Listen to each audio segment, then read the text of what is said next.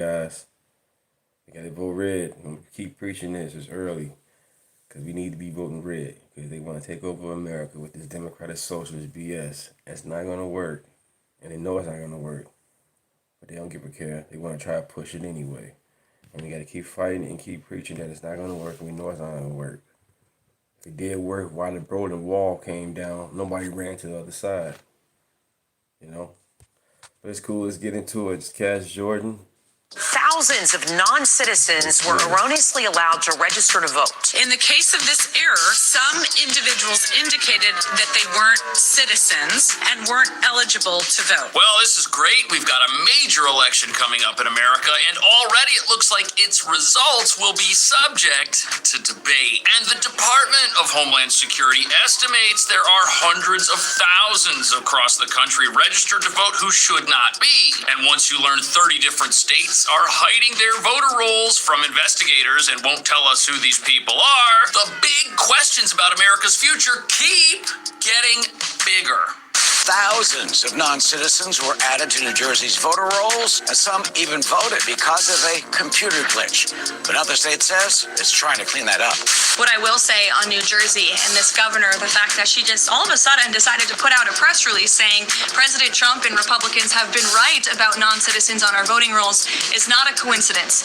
The chief architects of this communist moment are Elizabeth Warren, Bernie Sanders, Ilhan Omar, the Squad, and AOC.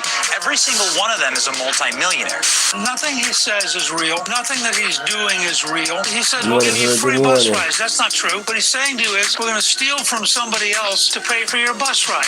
This does take place in states across the country. It is completely unacceptable to have non-citizens on American voter rolls voting in U.S. elections. I'm going to do it. Should be easy. I'm getting very good at running for president. Now, I won 3 times, did very well the second time, by the way. But we do have to tighten up these elections because they really are in seriously bad shape.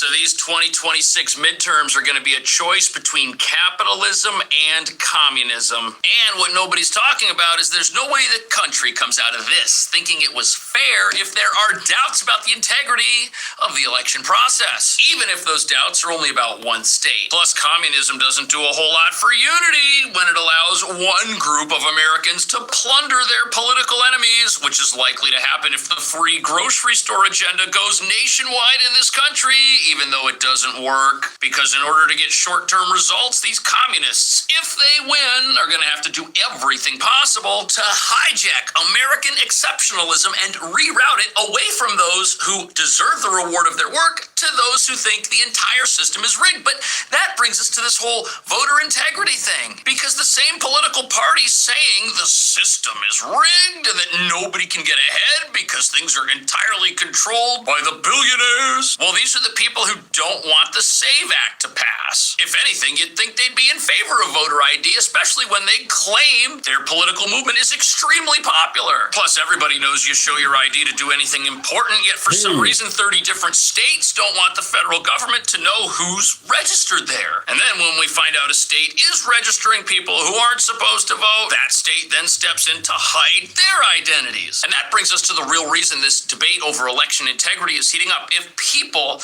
are voting in federal elections who should not be, even if it only happens one time in one state, our country has been stolen from. This is completely unacceptable. And as we investigate just how strange some of these state election processes are, it is important to understand every single person saying voter ID would stop someone from voting can't explain how those very same someones are not stopped from having bank accounts, cell phones, cars, an internet connection, an internet subscription, or even a Costco membership.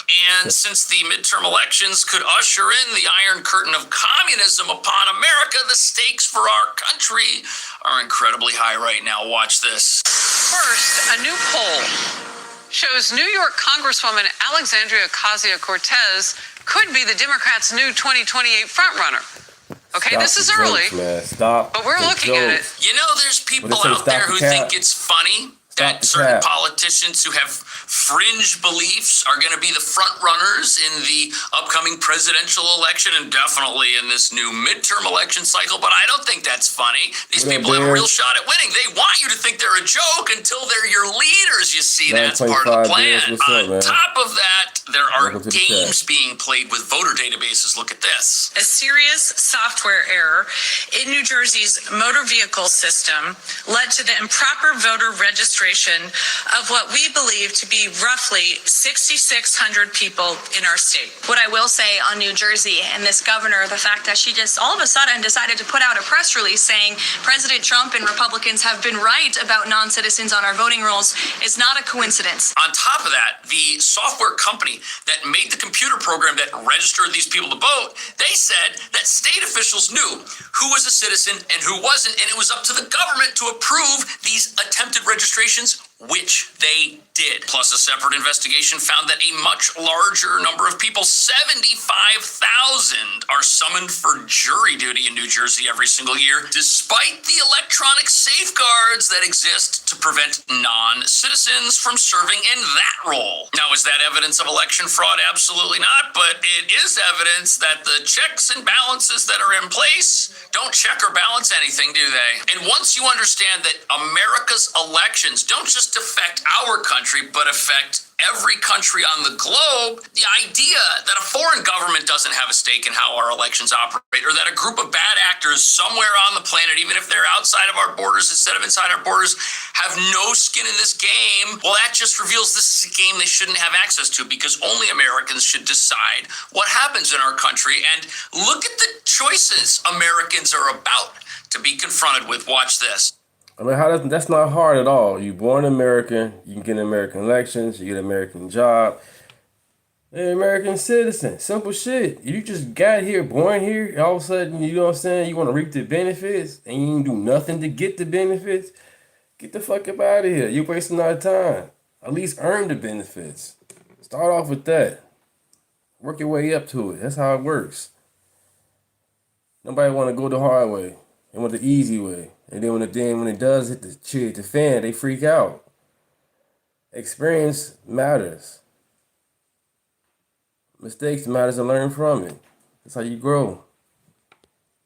What about Mondani? He seems to be the driving force behind this communist wave. Is this thing going to crash and burn, or does this have legs?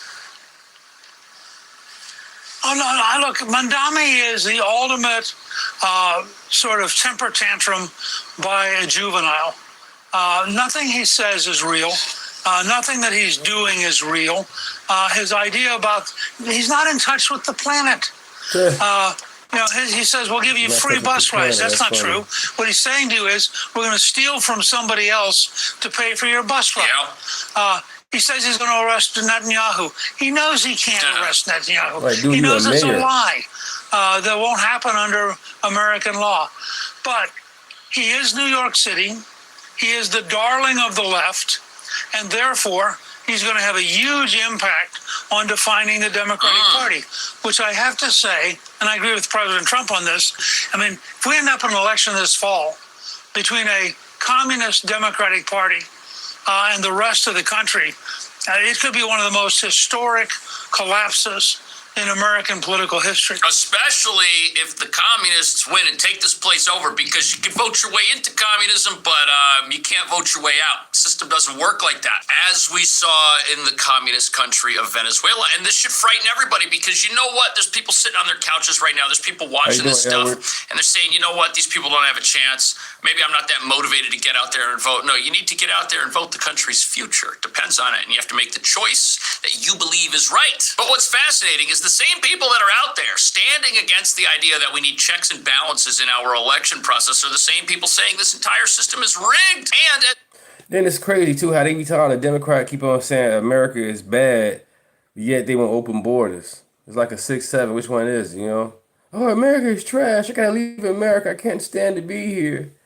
All at the same time. The border is open. Let it be. Let it be. Let it be. Let them all in. Let them unvetted.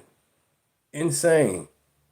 And then when it came to COVID, they let them all in. Nobody had no mask on. Nobody had no shots. No COVID shot, not even a flu shot. let them all in.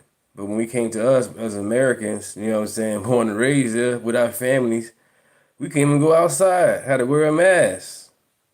You got people still wearing masks today in their car by themselves. Democrat Party just straight evil. Mandatory this, mandatory that. The Republicans don't push on mandatory stuff. Insane.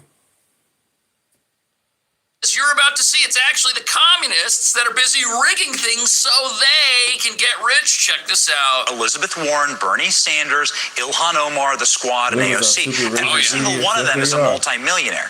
Notice how they changed their tune. It's not about the millionaires anymore. It's about the billionaires. And when they all become billionaires, it'll be about the trillionaires. And I'm in New York right now.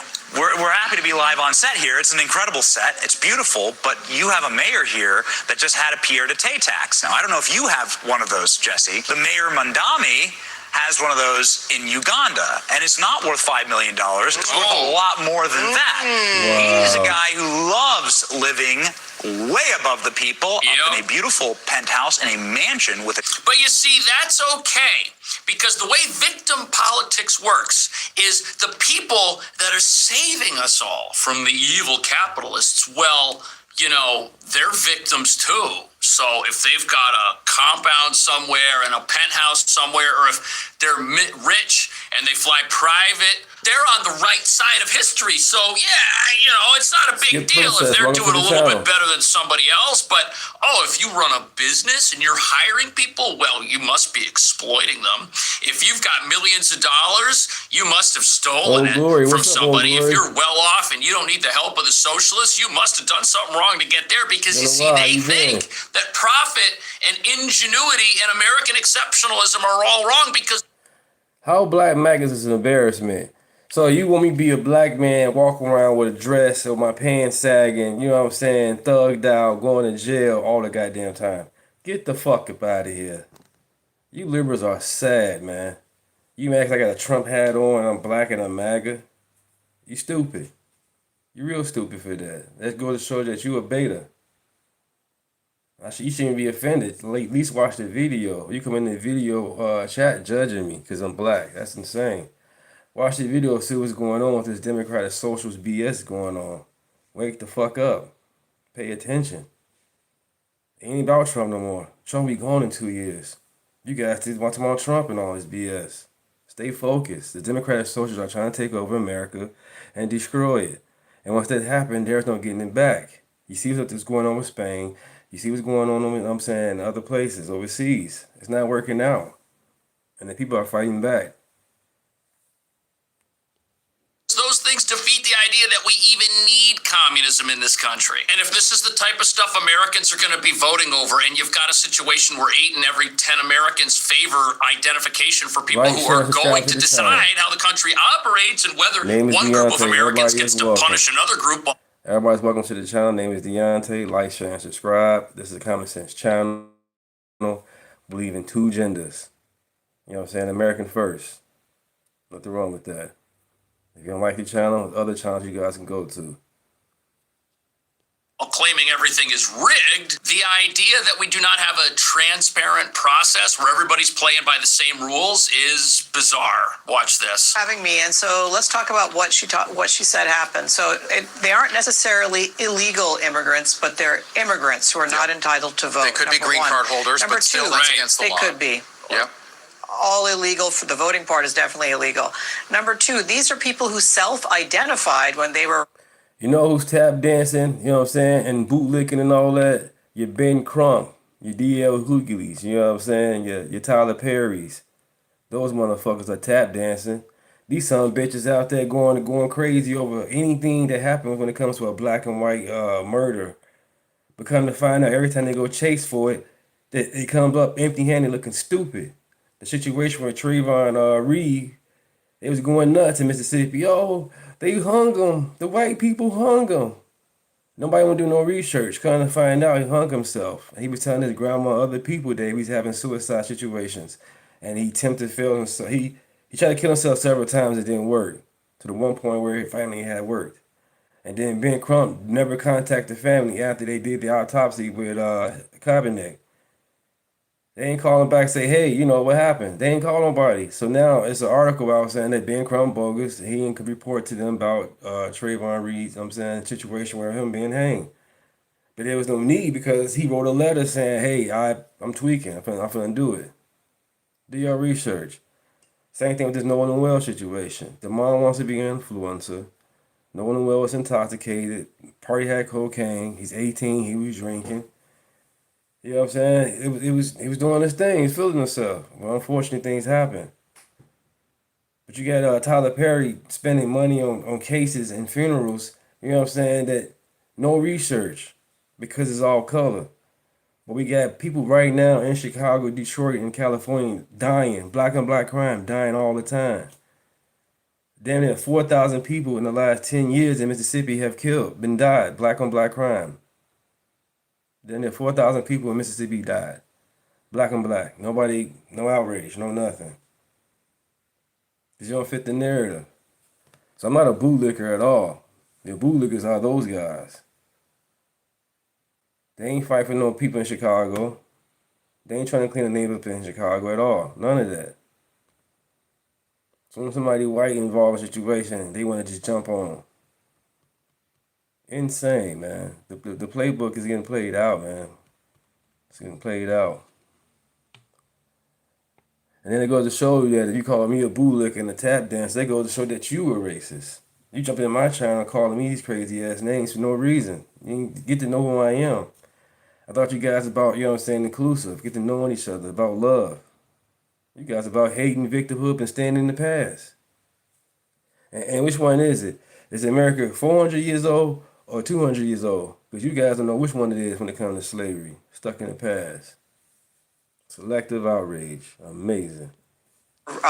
Getting their driver's licenses as non-citizens. So these are the people who raised their hands and said, don't register me to vote. So that's a subset of people who are registered to vote illegally in New Jersey, because there are plenty of people who go and they say I'm a citizen and they register to vote, and they're right. To say that you the fact that you mentioned this in the chat that you highly educated, they go to show that you're not highly educated. Just have a conversation in the chat. We'll know you're educated or not. You don't got to tell that you're educated or not. Just do it in the chat. That's crazy. Like I said, everybody is welcome. Let's get it. not entitled to. So our Homeland Security has actually informed the state of New Jersey that there are potentially 35,000 people on the voter rolls who are not United States citizens who could be casting ballots. Wow. And New Jersey has been mum on that. Yeah, that's weird. Why would you want to protect a system that might be creating anomalies like this? And who exactly loses if people come in and clean up that system and make sure that nobody is part of a system that isn't supposed, that doesn't make sense to me. Why would you want to protect that? And look at this. This 75,000 non-citizens being called for jury duty in New Jersey. This is not something to scoff at. Apparently this happens every year in the state. A stunning figure that widens the scope of a growing controversy over government databases that may incorrectly identify non-citizens as eligible voters and jurors. And the article does point out there's no indication that these people served on a jury. There's no indication that these people were out there voting, but you've got to understand something. When you have elections, we're all told that every vote needs to count, and votes stop counting once votes are effectively disenfranchised by somebody voting who's not supposed to be, canceling out a legitimate voter. And as you're about to see, only legitimate voters should be making this type of decision. Watch. You had somebody the other day in New York who won a primary who said, I never pick up a napkin. I just wipe my hands on the American flag. Disgusting. Would you like to guess what percent of the country thinks you should wipe your hands on the American flag? I mean, these people are crazy. We keep dealing with them as though they were serious people. They're crazy people who happen to be at an intersection in history where with 5%, 7%, 9% of the vote, they got to be the nominee, while the rest of everybody sat in their hands and thought, this is so stupid, I don't even want to be involved. He's talking about the recent primaries in New York that saw Mamdani-backed candidates that were these DSA candidates win their primaries by overwhelming numbers. But the thing is, the overwhelming numbers with which they achieved these victories only came about because like 7 to 10% of the people in these districts. I'm going to say this again and again. MAGA is not a cult, and I can prove it. And you guys know MAGA is not a cult because most of MAGA did not get the booster shot or the shot itself or the jab, how you want to put it. But you liberals, you Democrats, you Karens and you Darrens, you son of bitches, you gotta get like damn near 28 booster shots. Soon Kamala Harris and Biden said get the shot. You guys got them. You guys still wearing your mask right now. You guys get your mask on right now in the chat. You know what I'm saying?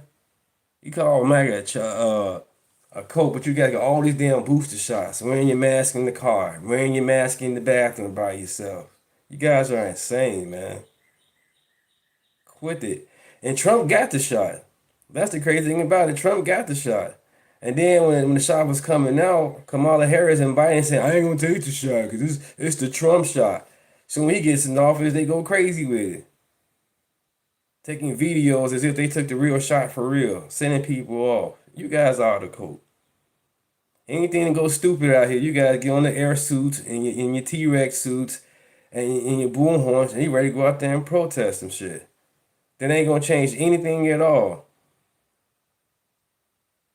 Do a MAGA code. You gotta get all them damn shots. Dr. Fauci lied to you guys. Straight lied to you guys. 111 times this man plead the fucking fifth. Ask the man what today is. I plead the fifth. What? You can't answer what the weather is?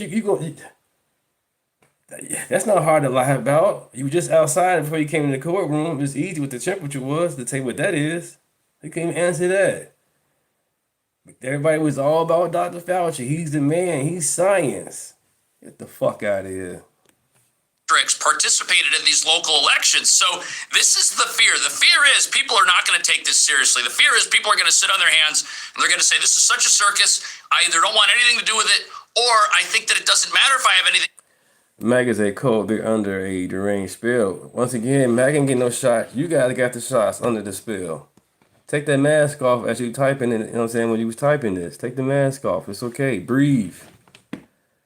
Dr. Fauci lied about the 6 feet situation. The 6 feet distance, that was a lie. All that shit was a lie. It was all a lie. I bet you guys in the supermarket, 6 feet, please. 6 feet. 6 feet. Where's the manager? He's in here without his mask. You guys are going nuts when people not wearing their masks. Listen to the news. The unvaxxed, they're gonna die in the next 10, 20 years or whatever years they have put it. Ain't nobody died. Nobody died. Period. Pure blood here. You guys got sent off. Talking about some MAGA cult. Really? You guys should be ashamed of yourself. Y'all should be mad as hell at Dr. Fauci. The Fauci ouchie. You mad at us. You guys are insane. To do with it, because there's no way these people can actually win. Well, guess what? They're winning. Either way, they're winning, and now they're in charge. Now they're going to write laws. Now they're going to say that if you have a business, that business needs to be punished so that there can be a free grocery store. This stops being a joke once these people are sitting in the driver's seat. And then what pisses me off with Congress is, if the law saver is, if he's pardoned, that means he has the right and supposed to answer the questions. Because you're free. You can say anything you want to now. There's no issues or consequences of whatever you say, Dr. Fauci. But since he's a bitch-ass beta person, he going to keep on saying the same shit on and over again. And Congress ain't doing nothing about it. This dude needs to be locked up, man. People lost their jobs. I stepped down from my job because of the bullshit. On the real. But some people had to get it. I wish they didn't, but they did. But hey, that's your body, your choice. But at that time, your body, your choice, they was like, screw your freedoms. Get the shot. If you don't get the shot, you're going to kill people. But all the while, people who got the shot, who got the job on the job, they the one spreading COVID. Make that make sense. The motherfuckers who getting the shot is spreading the COVID faster than the ones who only got it. But you guys, you got to get the shot. Come on, you guys. We want to save lives. Yeah, right.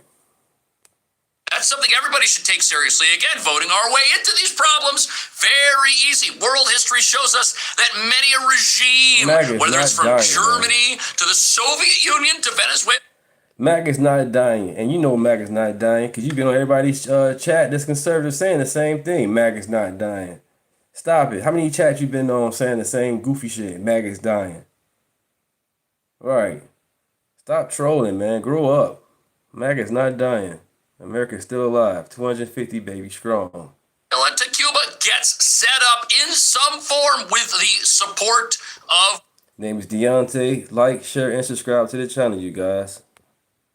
64 people in the channel. Why not get 64 subscribers or 64 likes? Appreciate it. The people who care to get out on the streets and beat their drums to that tune. But then after that happens, everyone's trapped and nobody gets out of these situations by voting. They lose their power once these systems are fully implemented. Okay, so you're saying 35,000 maybe in New Jersey alone? Is that accurate? Yes. Yes. That's unbelievable. And there are hundreds of thousands that... Yes, but let me tell you, there are hundreds of thousands that we've identified just in a handful of states where we've been able to get the voter data from commercial sources, so it isn't 100% accurate. But I can tell you, it's scary, and these states are gaslighting their citizens. They go out there, they criticize the president's speech last week on Thursday, where he pointed out what's going on in our country, and this governor herself came out after. Joseph, you said, I feel like there's more Christian Dems than MAGA. How can you want to support? Oh my gosh, man. You and these fucking Epstein files. First of all, how the fuck can you support a group that supported slavery and still supports slavery? That's why they want the migrants to come over and have the borders wide open. How can you support a party that want to kill the baby? How can you support a party that tells a boy and a girl they're not a boy and a girl? And they are. They want to cut their body parts off. Are you serious? There was no way Democrats are more MAGA. More Christian than MAGA. Democrats nowhere near Christian. These people are evil and corrupt. All sin is sin. LGBTQ is sin. Stealing from a store is sin. All of it is sin. Drinking and driving and killing somebody, that's a sin. So my thing is this. They support that bullshit. That shit is corrupt. That shit is mentally fucking ill. It's corrupt. It's evil. And they got to the point where it becomes pedophilia. Then now they like this thing called, what's it called, MAP? Minor attractive person. These people are crazy. They go from wanting to get married, they want to have kids, and they want to have the minors being touched, and now they talk about they love trans kids. Ain't no such thing, no fucking trans kids. But your Democrat Party want to embrace this shit. You guys are sick, man. You guys are very sick. MAGA's not a cult. And MAGA definitely love God. And we definitely believe in Jesus. And he died on the cross for our sins. You don't hear no Democrat Party talking about that stuff. You don't hear the Democrat Party even praying. All they do is cry and victimhood. At least Trump got pastors coming in, black, white, candy stripe coming to pray for him. And pray at the White House. I ain't seen no Obama. I ain't seen no Biden have anybody go pray. Everything's a fucking circus. After the president's speech and said he was making it up, he's lying, and she probably knew at that time that this very problem was happening in her own state. By the way, so the 2000 election, Bush versus Gore. That's wild. So the governor of New Jersey, she gets out there and she has a press conference that says several years ago. No, yeah, they said that trans people exist. No, the person, they exist. And mentally in their fucking head, yeah, in their head that exists. But physically, they still a man, they still a woman regardless. Or a boy or a girl, regardless. Because they all of a sudden change a certain part of their body doesn't make them that. A man cannot become pregnant, you idiot. What the fuck is wrong with y'all? A man cannot get pregnant, period. So why are you even pushing this gender that a man can be a woman? He can't get pregnant. He cannot have no periods. And then only just that, if you gotta put something in you to alternate who you really are already, that's bullshit right there. You on bullshit. You lying to yourself to alternate something you already naturally already is. Oh, there was a problem with registering voters in my state, but we've already fixed it. It's been taken care of. This is an old problem. But before she gave that speech, she goes out there and she criticizes the president. She says, oh, he's making all this stuff up. Thanks for being He doesn't know what he's talking about. We don't have any of the mumbo jumbo he's talking about happening in our states. This is all just some fantasy. And in fact, it's Trump who's out there trying to rig the elections. If they think Trump is trying to rig the elections, shouldn't they want ID? Shouldn't they be afraid that the Republicans are going to go on some mass operation and try to play games with a system that doesn't have any checks and balances? This is where the ID thing gets me. But remember these numbers, 6,600 people that were disclosed. Might sound like a small number. Well, how small of a number matters when you have a close election? Look at this. By the way, so the 2000 election, Bush versus Gore was decided by 537 votes. So what's your message to anyone who says that 400 votes in the state of New Jersey isn't enough to swing an election? By the way, JFK beat Nixon in 1960 by 112,000 votes. Wow. So 35,000 votes can swing an election. What's your message to people who say this? Right, obviously, like any amount of games or any amount of disenfranchisement, whether it's intentional or not, cannot happen because these things can come down to the wire. And that is important. That is something that everybody should be on board with. Everybody is on board with this. 8 out of 10 Americans support some sort of identification when you go to vote. And, you know, what's crazy is not only do we have a logical inconsistency between the people who... And then Tim Walsh, you guys, whoever liked Tim Walsh, Tampon Tim, whoever voted for him, this son of a bitch, he pardoned some immigrant that sexually assaulted a minor several times. He went to jail for it, but then he got pardoned. And ICE was going to get him, but he ended up getting pardoned, so ICE can't deport him. And the dude said he did it because it was part of his culture or whatever he did overseas. You in America, keep that shit over there. Leave these kids alone. Yeah, Tim pardon the freak, a pedophile. Let him go. You guys so hung on this damn Epstein shit. Most of these guys that's coming across these borders are mostly men from prison, men from on bullshit. I get it with women and children coming across. It's mostly men, and they on BS to invade, to cause chaos. They're not trying to come here to work and assimilate. If the border was closed, most of our American women would still be alive today. Period.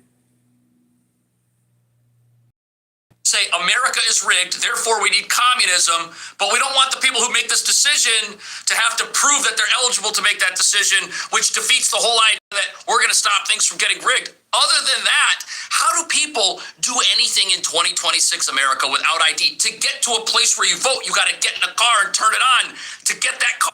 Right, need your ID to vote, but you know, you got these damn liberals, these Democrats, the white ones, especially them, lying to black people, you know what I'm saying, saying that black people can't get IDs. They think black people are stupid. I'm like, do you know black people is on SNAP and Section 8, so they need IDs to get on SNAP and Section 8. Are you serious? But the Karens and the Darrens, they'll tell you, oh, the black people can't read. They don't know where the DMV is at. They, as a matter of fact, they don't know where the library at. Just embarrassing. The Democrat Party want to be with them all the time. Tap dancing for them. The same ones saying black people can't read, which is the Democrats, are the same motherfucking black people keep on voting for. Stupid. Karen just smiling all in your face. Oh, yeah, nigger, Mr. Nigger, you're okay. I got you. Yeah, Trump bad. Yeah, he's real bad. All along, she bogus as hell. Racist. Want to keep you down. Don't want to see you elevate. White guilt. You needed to show ID. To drive it, you needed an ID. To register it, you needed an ID. Like, everybody walking around has some sort of identification. And then, we want to talk about disenfranchisement because, you know, some people, they don't have an ID. Maybe they take the bus to get there. Well, how do they have a bank account? How do they have a cell phone? How do they have anything? How do they have an apartment? How do they go to Costco? At Costco, you got to show your ID 3 different times. You show it when you get in. You show it when you're in there, when you put your stuff on the conveyor belt, and then you show it again to leave. So how many people at Costco get disenfranchised on the way in? Probably the majority that don't have an ID and aren't supposed to be in the store. But if you're supposed to be in the store, do they get disenfranchised again at the conveyor belt? And then again when they try to leave after paying for it? I mean, where are the reports of people who bought all their stuff at Costco and then got disenfranchised? And what a nightmare this is for the... I mean, we're not... We're not hearing that. So we don't have ID-based disenfranchisement anywhere in our country, but we're supposed to believe this is going to be a massive problem when people go to decide who runs the country. This is just bogus to me. She said this didn't matter because they keep moving the goalposts, Rob. First, this isn't happening. Well, it's happening, but it isn't significant. Now, it's happening, but it didn't sway the outcome of the election. But how does she know that? Because there were numerous municipal elections in New Jersey that were decided by a handful of votes. And as you just said, this happens all the time. And as I just said, there are likely tens of thousands of more people on the voter rolls in this state and others who do not belong and who have been casting ballots. So in the past, the Department of Justice and other administrations hasn't gone hard on the voters who vote illegally, but Hey Greens, you said you subscribe to the channel. Appreciate that. Yeah, Cash Jordan, he be on it. He's a realtor, a YouTuber, lives in New York. He's trying his best to get these New Yorkers to wake up. But you can see they still voted for Madami anyway. Silly. this Department of Justice is. We've already... And they're still trying. People in our government are still trying to just say that this is a non-issue and to say that this is something that only people on the internet care about for some reason, and that actual people who have to show their ID at Costco to get in the front door don't actually care about this and don't actually think this is a big deal. But that's a ludicrous statement. Everybody wants fairness, and that's all the American people are asking for. You know what? You can watch a football game and you can say, you know what? That game had a fair outcome because there were referees. The process was transparent. You could watch the game on TV. You got an instant replay there. And people don't doubt the outcome of a professional sporting event, maybe a UFC. Appreciate that, Black Guy 9. Appreciate it, Red Hood. Appreciate you guys. Subscribe, like, and like. 2,278 subscribers. Appreciate it.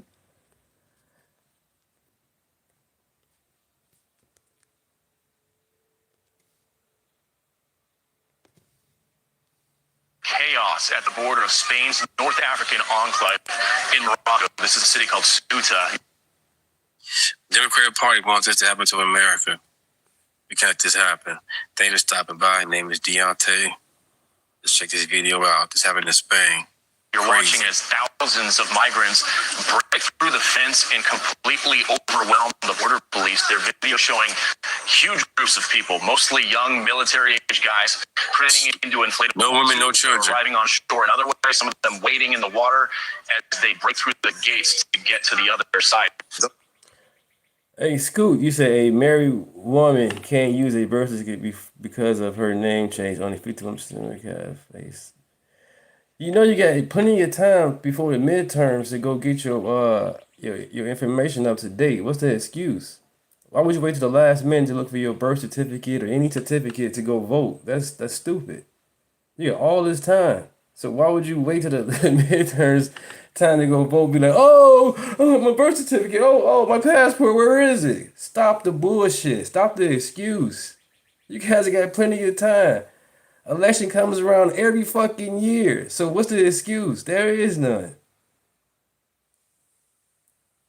Democrat Party, the same party, they want nobody to vote anyway.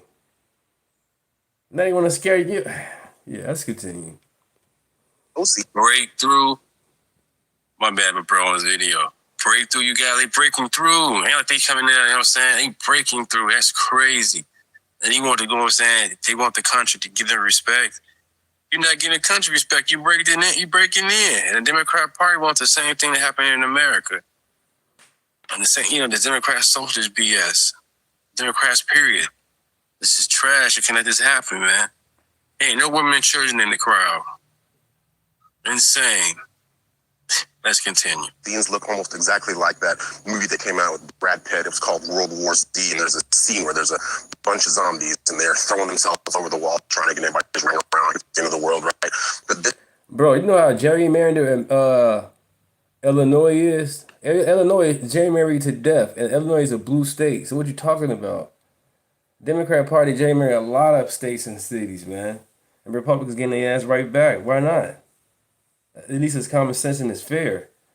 Some of these people get representation that don't need to be represented because they don't. It's not part of the district, but because it's doggone gerrymandering, they made it happen. Thank you, Green Substance. Yeah, we definitely smart, man. We believe in common sense, facts over feelings. Logic over feelings. They asked doggone Tataji Brown Jackson, the Supreme Court justice. They asked her, "Hey, what is a woman?" You don't know what it is. I don't know. I'm not a biologist. How you don't know what a woman is? And you a woman. You a mother. That's crazy. How you a judge? You know, it makes no sense. She know what a woman is, but yeah, she's a judge. Stupid shit. Is how you overthrow a country without even having to fire a single shot. And what's interesting is if you actually look at that video again, think about this. How many women, how many young children did you see in a group of individuals who were invading that country?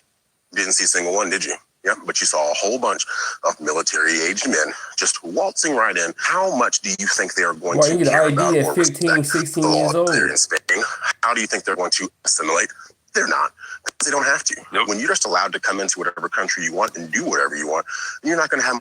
And every Democrat mayor, especially in Chicago, has failed. And they've been black. Lori Lightfoot, Brandon Johnson. Terrible, terrible mayors. Trash. So you think, wait a minute, you say both red, bro, I don't want gas $6. So you cool with biting $9 gas damn near? What are y'all talking about? What history are you in? Is this the Mandela effect going on? Vote red, bro. I don't want gas for $6. There's gotta be a Mandela effect. Gotta be. Much respect for that country now, will you? What's really interesting is there are going to be leftists and individuals, even in places like Spain. And they feel it. Scenes like this. You know what they're going to do? They're going to say, oh, we should let them in. We should be welcoming this and that, right? While their own mothers and daughters and sisters don't feel safe walking around because you got no logic, just feel in the streets. But this is what they want to have happen. This is how you overthrow a country with mass migration from individuals who do not care about your country whatsoever. They're trying to do this here in America. They tried really hard during the Biden years. We had to fight in places like here in Texas just to keep our own borders somewhat secure. And even that didn't work as well as we wanted it to because there's so many individuals who are here in Texas now. But you got people who are going to advocate for this, which is ultimately self-defeating. And we cannot allow this to continue. It cannot happen in any normal functioning society that wants to have a hope for the future. Right. That's why I'm MAGA. I love my country. I love everybody. But come to country the right way. I can't go over the country do that, and y'all know that, and we all know that. So, thanks for stopping by. Like, share, and subscribe. Name is Deunta. Thank you. Yeah, thank you. Subscribe.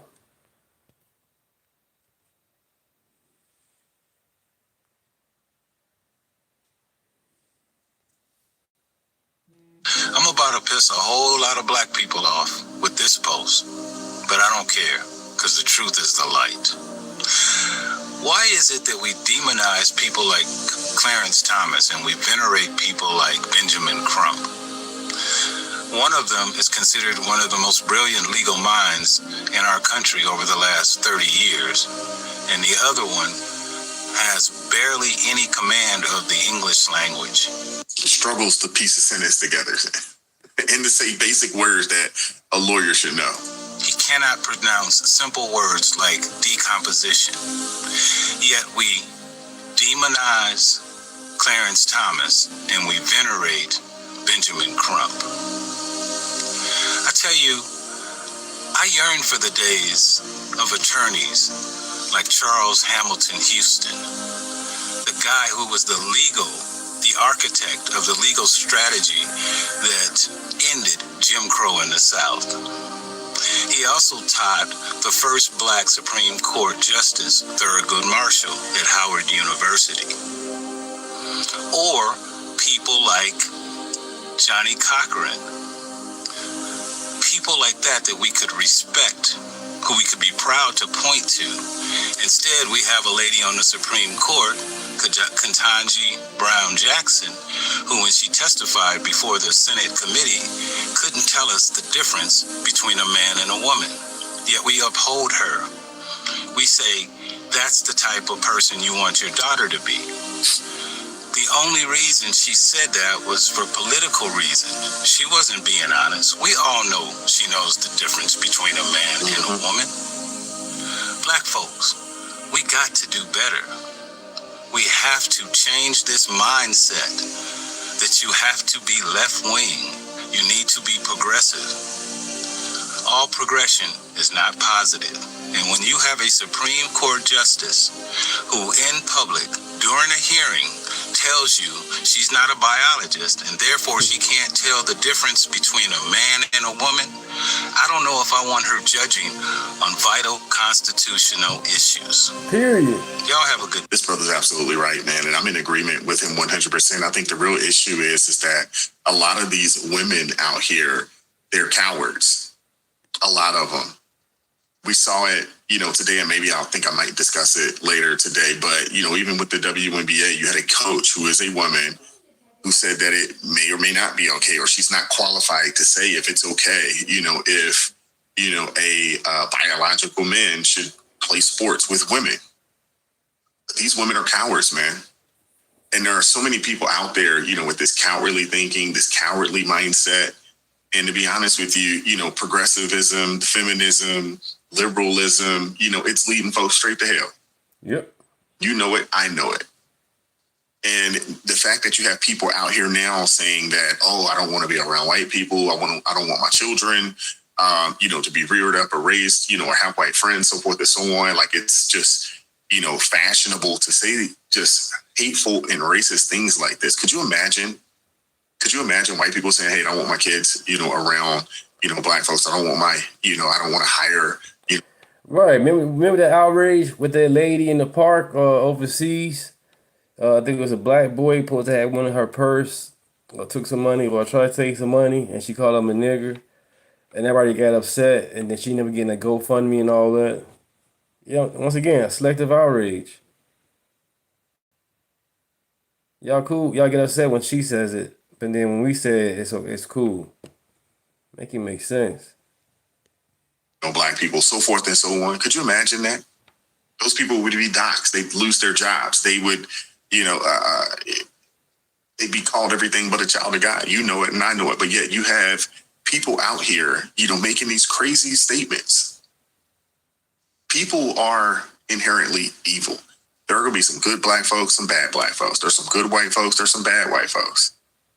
But you judge people not by how much or how little melanin they have, but judge them by the content of their character. You get a chance to meet them, you judge them then. You don't look at them and say, oh my gosh, white, nope, steer clear. Or, oh my gosh, black or Asian or Mexican, steer clear. No. But for whatever reason, we got a population of people in our country that is pushing this narrative. And it's got to stop, man. One of the things I started finding really fascinating is this trend that black people were talking about. Black people need to stop hanging out with white people. I'm 60 years old, veteran of the United States Army.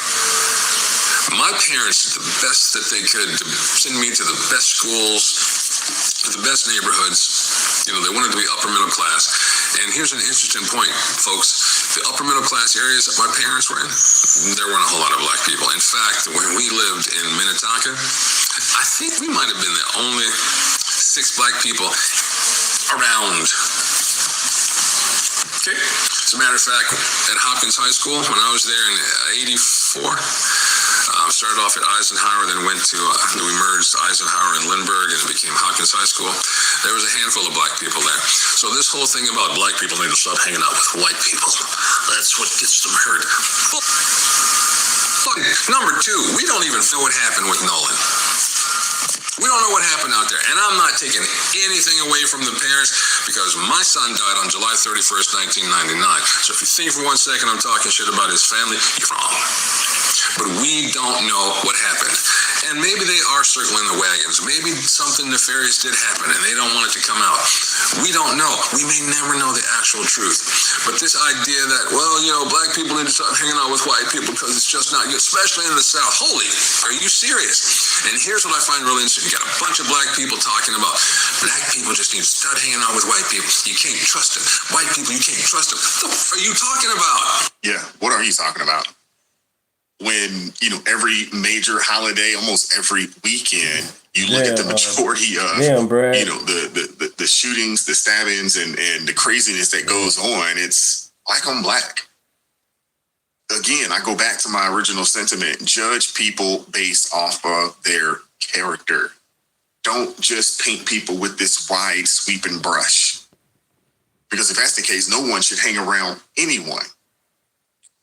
Seriously, especially large groups and swaths of Black folks. Because when that happens, crazy things tend to happen. Not all the time, but a good majority of the time. Right. We saw it. Things happen, block parties and parks. You know, they have cookouts and things of that nature going. Next thing you know, they done, you know, someone is pew-pewing the place up. We saw it with the Juneteenth events and things of that nature that happened, you know, about a month or so ago. You know, I mean, we got to stop acting like this, man. And if you don't want to be judged like this, don't judge others like that, man. Treat people how you want to be treated. Love your neighbor as you would yourself. We got to stop this, man. This isn't helping. It's hurting us, man. Good morning. Now Don Lemon, yes, Don Backdoor Lemon is coming for Officer Tatum. Oh, shit. You know, you married to a white man, and that's crazy. He always wants some white supremacy, but yet you married to a white man. Happy and smiling, taking vacations, got their foot out, open-toe shoes. You know, they living it up. But he gonna tell you, white man bad. Ain't that something? He's coming for Officer Tatum. He had to insert himself into the narrative. Why? I don't know. I guess perhaps he is taking up for his friend, D.L. Hewley. This is really coming off as effeminate. Yeah, but both of them are very effeminate dudes. Have you not listened to them? To me. You see, because many women do that. They'll be like, you're not going to talk about my friend. I got their back. That part ain't catch it. Now, Don Lemon, how come you had to put your 2 cents in it? All you had to do was shut your mouth and sit behind your desk and do your little podcast. My friend D.L. Hewley said he's not even a real cop. I mean, I don't know anything about Officer Tatum. Then why are you speaking on him? You and D.L. running around here talking about Officer Tatum not a real cop. He used to be. He used to be. That's an honorable career. You're not a real journalist. Remember, you got fired from CNN, that part. Why are you so prideful? Because you're no different than me, Officer Tatum, or anybody else sitting behind a desk with a microphone. You are a podcaster now. Hello. There is nothing more unattractive than a messy man. That part. Let me get my coffee. All right. Now, y'all check out what this dude had to say. I have thought about that. I've been living in Rockford for about 3 years now. Shit, why not? Why not run for mayor? About Officer Tatum on his little podcast. Matters. Now, look. I can't tell you exactly what Brandon Tatum's motivations are here, and I'm not going to pretend that I do know them. I have some ideas, but I do know this, and I want you to hear me very clearly here. If your goal is to help these teenagers, this strategy is not working. This ain't it. This ain't it. If you're trying, you think you're trying. Youngling 17, are you watching the video? See what's going on? You talking about some MAGA? I got a Trump hat on. I get it, but are you watching the video? You must saw my page and saw my page saying Ultra MAGA on it. Because other than watch the video and engage in the video. Don't come in and all of a sudden it's dissing MAGA. Watch the video. See what's going on. See what the chat's talking about. I guarantee you'll learn. But if in your feelings, then you ain't going to learn shit. Maybe you genuinely think you're trying to help them while you're enriching yourself. Ooh. In my opinion, it is making... I think this is... I'm going to get to another clip. I'm going to get to D.L. Hewley. Don Lemon, listen to me clearly. And everybody that's watching this, shut your mouth. There's no enrichment in this. Yeah, I'm Deunta Lockett. I am Ultra MAGA for life. Most of the people in the chat that's in the blue or not in the blue, whatever, they not MAGA, but they here and they support the channel. Common sense. You know what I'm saying? Facts over feelings. Welcome to the chat. You don't gotta be MAGA to be here. That's okay. You can be a liberal. Just have a good conversation. Watch the video. I learn, you learn. We all learn from each other. Getting a lot of blowback over this. And my family got to watch people lie on me on the internet all the time. Don Lemon is the typical oppressed, always abroad. Youngling 17, you know you got a cell phone, and you know everybody does reaction to reaction. It's the same thing when you watch the news. You can be watching Fox, CNN, whoever. TikTok, YouTube, everybody's on a reaction video or showing something. Most of the time, my purpose is for educational purposes. Bridesmaid, never a bride. Victim mentality, black man. Emasculated, and I really mean emasculated. I like to say that Officer Tatum hate the black people. No, he don't. He's holding us accountable, and I appreciate that because I'm doing the same thing. Yeah, people like Don Lemon and others like him will throw around words such as, well, the white man is bad, but you're married to a white man, bruh. You lay with a white man, bruh. Lay up with him. You should have just sat this one out. That is the MO of these liberals, though. They're the main ones talking bad about white people, but they will be married, they will be in relationships, so forth and so on with white folks. I don't understand that. And to be honest with you, it makes me wonder about the people that they're in relationships with. How do you hang out and be with someone who would get on TV nationally or get on a podcast and talk trash about you and talk bad about your people like that? There's absolutely no way I could do something along those lines. That part. Let me tell y'all something. The more y'all comfort Tatum, the more God gonna elevate him. That's it. Because he's doing the Lord's business. Something y'all never know nothing about because y'all heart nasty. Y'all too busy out there race baiting and race raging and pushing a lying, demonic thing out into the algorithm, accusing Tatum of monetizing off of these boys. But yet and still, everybody's sitting behind their desk with a microphone monetizing. Hypocrites. There you go. Hypocrite, the ones dissing me in the chat. Put the phone down. All trying to stop somebody from getting to the truth, but y'all talking, pushing that narrative, that part. Y'all don't want people to know the truth. That's why y'all own him like white on rice, ham on burger, peanut butter on jelly. Leave that man alone. Let him be great. You know what this reminds me of? It reminds me of the story of Nehemiah. When Nehemiah was out there building that wall and Sanballat and Tobias kept coming for Nehemiah. Meet Sanballat and Tobias. That part. But what was Nehemiah's prayer in Nehemiah 6 and 14? Remember Like, share, and Sanballat and subscribe to the Tobias. channel if you haven't already. Like, And share, and judge them subscribe. according to their... Thank you. I'll speak your voice first, man. She cooked with this one. And she's absolutely right. Everybody's out here and they have something to say. The one thing I will say, and I appreciate, when it comes to Tatum, is the fact that he went down there. He went to speak to the boys. He ain't sat out there in grandstand speaking to mushmouth crump. He didn't go out there and grandstand, and all this other kind of stuff. He is doing investigative work. He's decided, hey, let me go down here. Let me walk the path that Nolan walked. Let me talk to the people that was with him, which I find very, very weird that the Wells family and Crump have still, up to this point, have not had a conversation, but they got a lot of things to say about these boys. You were about reparations. You want your reparations, you better go to Africa and get your reparations. On the real. What is you talking about? That shit's so played out that when the reparation was there, we had it with Abraham Lincoln, a Republican. But he got assassinated and Andrew Johnson shot it down. And then he got impeached. And he still got then when he got impeached, the black people voted Democrat. Instead of voting Republican, they voted Democrat. In fucking insane. It's like you guys had it right there, but he got assassinated. On the real, that's what happened, man. The reparation was right there, but he got assassinated. You say you're not from Africa, but stop talking about reparations then. That's where it started at. And then you want your reparations. Okay, what about the ones in Africa right now? It's like 1 million people plus people in Africa right now. It's slaves in Africa right now. Fight for them. You free. You in America right now with rights and everything. But you got people in Africa slaves. You want your money? What about them? They slaves. Oh, okay. Okay, I get it. Stop it, man. But they hadn't actually had a conversation with them. I got a problem with that. If you want the truth, why wouldn't you have conversations with the people that he was closest to? You're wrong. I don't understand it. It makes absolutely no sense to me. None.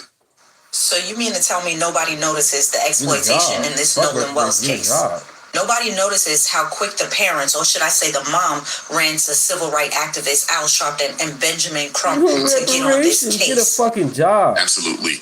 If she wanted the truth, hire an investigator. You didn't even experience fucking slavery. You were about reparations. You ain't nowhere near back then. You had a time machine. Now you live in the future. So you got a time machine in the past and came to the future with the time machine. Now you want reparations all of a sudden because you never experienced this shit.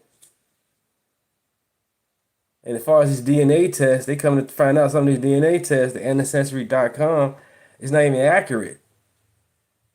So we all don't know where the fuck we come from, really, when it comes to damn DNA tests, Ancestry.com bullshit.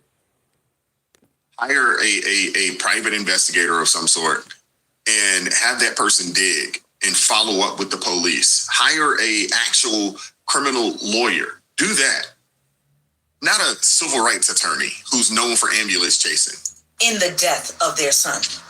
How is it that Nolan was reported missing on July 4th? His body turns up on July 6th, and you immediately think to go to social media and civil rights activists instead of, I don't know, trying to investigate the situation on your own or relying on law enforcement to find out the facts and have proof of what actually happened.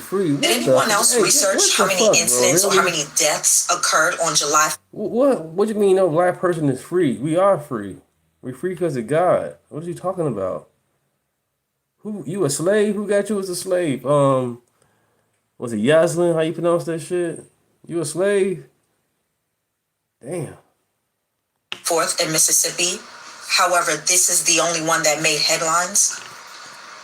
All I'm saying is I have too many questions and need way too many answers. She's absolutely right, man. I'm with her, man. I want to hear from you guys in the comment section. What are your thoughts on any of this? I know I ran my mouth a whole lot, but you guys pull up to listen to me and watch, what we're presenting. So I do appreciate you guys, man. Hit that like button, share this video, subscribe to the channel. Yeah, subscribe to the channel. Check out Wise, A Righteous Perspective. Yep, we're growing, you guys. 2,280 subscribers. Thank you. Let's continue. Got more videos for you guys.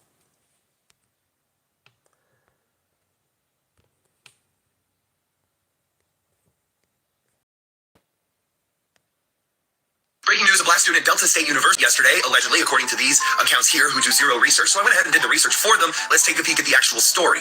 Demar Travion Reed was found hanging in a tree at Missouri's Delta State University yesterday, and immediately online activists decided this is a good way to grift. This is how I'm going to get more clicks and ad revenue. Yes, let's do it. Let's deface and desecrate people's names simply for money. The police have already conducted their own investigation, and although the investigation does continue, they have concluded so far that there is no evidence nor suspicion of foul play, and this looks like somebody unfortunately took his own life. Lock in, fuck. We about to fact check this shit.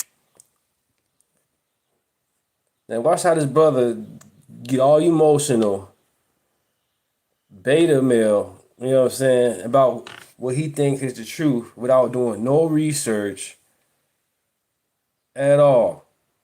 Because there's a letter that, that he wrote saying, hey, I'm having issues.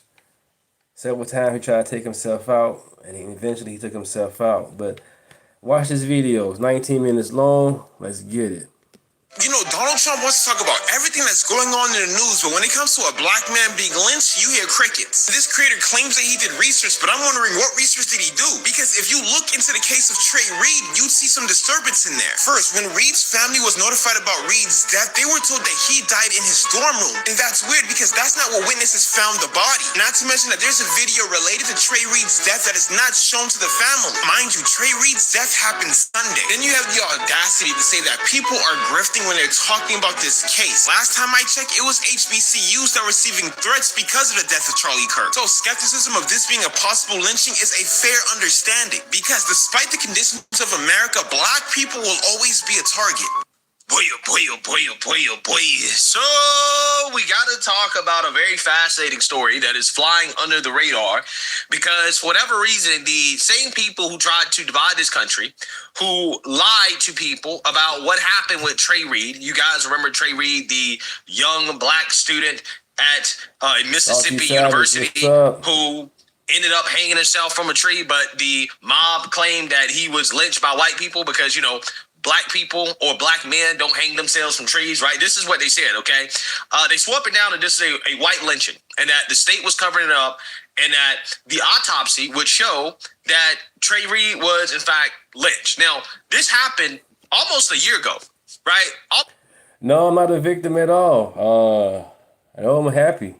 Happily married, got kids. No complaints. No victimhood here. Almost a year ago, the initial autopsy showed no foul play, that he hung himself. Kaepernick decided to step in and to pay for a so-called independent autopsy, and they never released the independent autopsy, right? They just kind of moved on to the next grift, right? The latest grift being Nolan Wells, in which they're pushing the same narrative that a kid, it looks like, who obviously got too drunk and drowned. Oh, no. See, you don't understand. This is actually white lynching. Okay? It's Mississippi. He was around white people. So, therefore, lynching, right? The logic with Trey Reed was about the same. Oh, Trey Reed, black student, Mississippi, hanging from a tree. Black men don't hang themselves, right? Must be a lynching, okay? Even though there was never any evidence and proof of this, but this is what we were told. This is what they told us. I know half of y'all don't care, and I know half of you guys will not even repost this, but this is serious, and we need to demand justice. Let's talk about Trey Reed, because his story cannot and will not get swept under the rug. 21-year-old Trey Reed, a black student at Delta State University, was found hanging from a tree on campus early Monday morning. He was discovered near pickleball courts around 7 a.m., and the university canceled classes and even their centennial celebration because of the shock. But like always, the police always say they don't suspect foul play. But let's be real. When a young black man is found hanging from a tree in Mississippi, you do not just brush that off. You investigate every inch of that scene. They said there was no lacerations, no signs of foul play. But guess what? Here it goes. This baby had blunt force trauma to the back of his head. This young man, Trey, he had not a fractured, but a sprung leg. He had bruises all up his back and on his butt cheeks, on his jawbone, on his face. At the funeral Saturday, you can see visible lumps on the brother's face and bruising. A lump on the side of his face and bruising. So this whole notion that this is somehow is straight up bullcrap. It was asphyxiation, as if he was hung after death, according to, and I don't know the actual medical terms, but what the mother said was, according to the doctor, the forensic pathologist doctor, that they were able to that did the findings with them on yesterday evening. It appears that I guess he was minutes minutes after the death had already taken place, which we already figured because, as I mentioned before, many times, most of the times, with lynchings, they're used as symbology. And what his mother wanted us to know and what we want the world to know, why we saying ritualistic symbology, because this was the 100-year anniversary of Delta State University, that this baby was hung up in the middle of a schoolyard on a Monday morning for everyone to see. Black men don't hang themselves from trees. And what I want you to take away from this conversation is that black men do not hang themselves from trees. And the really important part of that is that black men do not hang themselves from trees. So if we circle back to the original point that black men do not hang themselves from trees, we will find that black men do not hang themselves from trees. It's one of two things. It's either that a black kid felt alone enough and did kill themselves. In that case, there's a broader conversation about black men's mental health in general. And what we should be doing after and that's all fine because it's a conversation we need to have anyway. Yeah. Or someone got lynched in a very fucking fraught political time when it comes to racial dynamics because, King like Nazi pretty much just got blitzed. Yeah. And we saw that black people were threatened that same day. So given that additional context, at minimum, if your hands are on this case, you should be having that in the back of your mind. You're in Mississippi, place with the most lynchings. Delta. People used to bring their... for people who do not know, because we be saying white people, and that doesn't mean we just hate every single person individually, but white people brought their children to go watch lynchings and eat lunch. True. As a scream. Why? And the shit was not getting solved. These niggas are living to 100 years old and being like, oh, it was a different time. And this wasn't, hey guys, this wasn't in the 1700s. No. This was like less than 100 years ago. Yep. Amazing. Absolutely amazing. Black men don't hang themselves from trees. Okay. All right. Well, again, Trey Reed's family says that Benjamin Crump never shared final independent autopsy results. Stop responding. So what do we have here? We have old race hustler Crump, who's also in the case of Nolan Wales, running around pretending as if Nolan Wales was possibly lynched by a bunch of white people, his own friends. They haven't come up with a motive yet, but this is what they say. Now, there's been other cases where you had Ben Crump get involved, pushing the same narrative. And when the narrative turned out to not be true, did Ben Crump come out and apologize and say, hey, I'm sorry for insinuating that a white mob killed a black man or anything like that? No. Ben Crump went ghost. Apparently he ghosts the families that he can't financially take advantage of anymore, which is what happened to Trey Reed's family. Let's read here. Nearly a year after a group of Delta State University football players found 21-year-old Trey Reed hanging from a tree on campus, his family says the attorney who vowed a full investigation in the early days has not spoken to them in 7 months. He also never gave them the final results of the independent autopsy he promised. The discovery of a young black man hanging in a tree on September 15, 2025 made national news, raising the specter of Mississippi's history of racial lynchings. Ben Crump, a nationally renowned civil rights attorney who helped secure a $27 million settlement for the family of George Floyd, came to the family's aid and cast doubt on the state's autopsy's official ruling that Reed's death was a suicide. He helped the family secure an independent autopsy with the funding from former NFL athlete Colin Kaepernick's Know Your Rights Camp Autopsy Initiative. Quote, Trey's death evoked the collective memory of a community that has suffered a historic wound over many, many years and many, many deaths. Crump said in a statement on September 19, 2025, peace will come only by getting to the truth. We thank Colin Kaepernick for supporting this grieving family and the cause of justice and truth. But more than 10 months later, Reed's family says they feel that they've been abandoned by the advocates who pledged to stand at their side, the lawyers and institutions that first spoke up on their behalf when Reed's death was national news. Quote, I've been calling Ben Crump. I haven't heard anything from him since he said that he would get back in touch with me between Christmas and the first of the year. Trey's mother, Sophia Reed, told the Mississippi Free Press in an interview in April they would not answer the phone for anybody. Yeah, because there's no money to be made off your son. There's no money to be made off your son. The independent autopsy showed that your son, unfortunately, hung himself. And because he hung himself, the race hustlers decided that, you know what? We don't give a damn about this young kid anymore. We can't make money off that, right? We can't make money off black people hanging themselves. We can't divide the country based off that. There's nothing to sue anybody for, right? There's no money to get. So they ghosted him. Ben Crump ghosted him.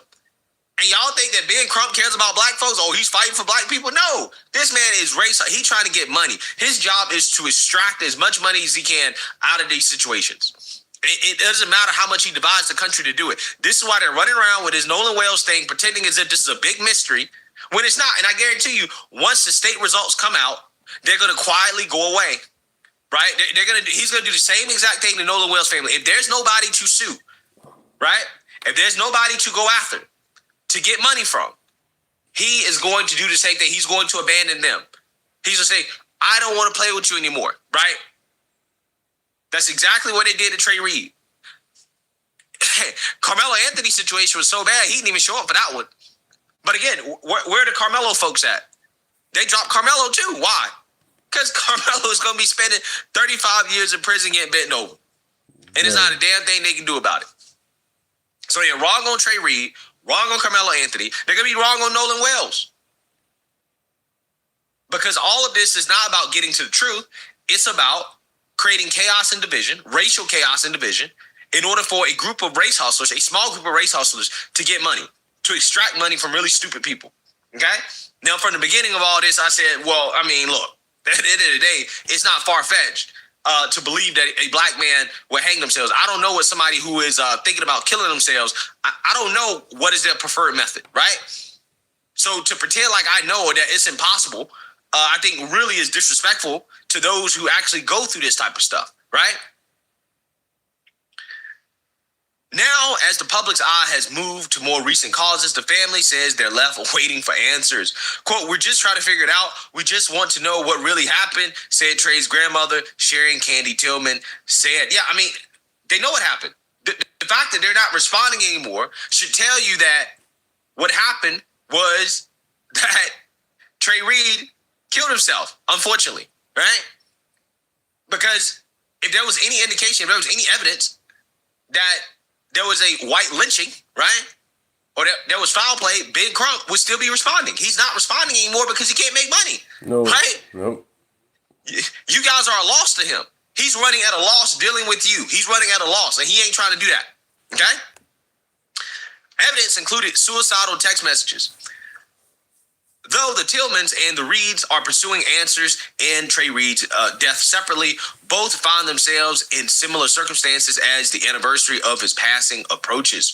Shortly after the discovery of Trey's body on the campus in Cleveland, Mississippi, authorities investigating his death said the video evidence existed. There are videos, Delta State Director of Public Safety Mike Peeler said on September 17, 2025. They are in the hands of the investigative team. Peeler declined to specify what videos he was referring to and if they included footage of Reed's death. Now, keep in mind, most people involved in this were black, and they tried to make this out to be some grand white supremacist conspiracy theory, right, to hide this young man's death.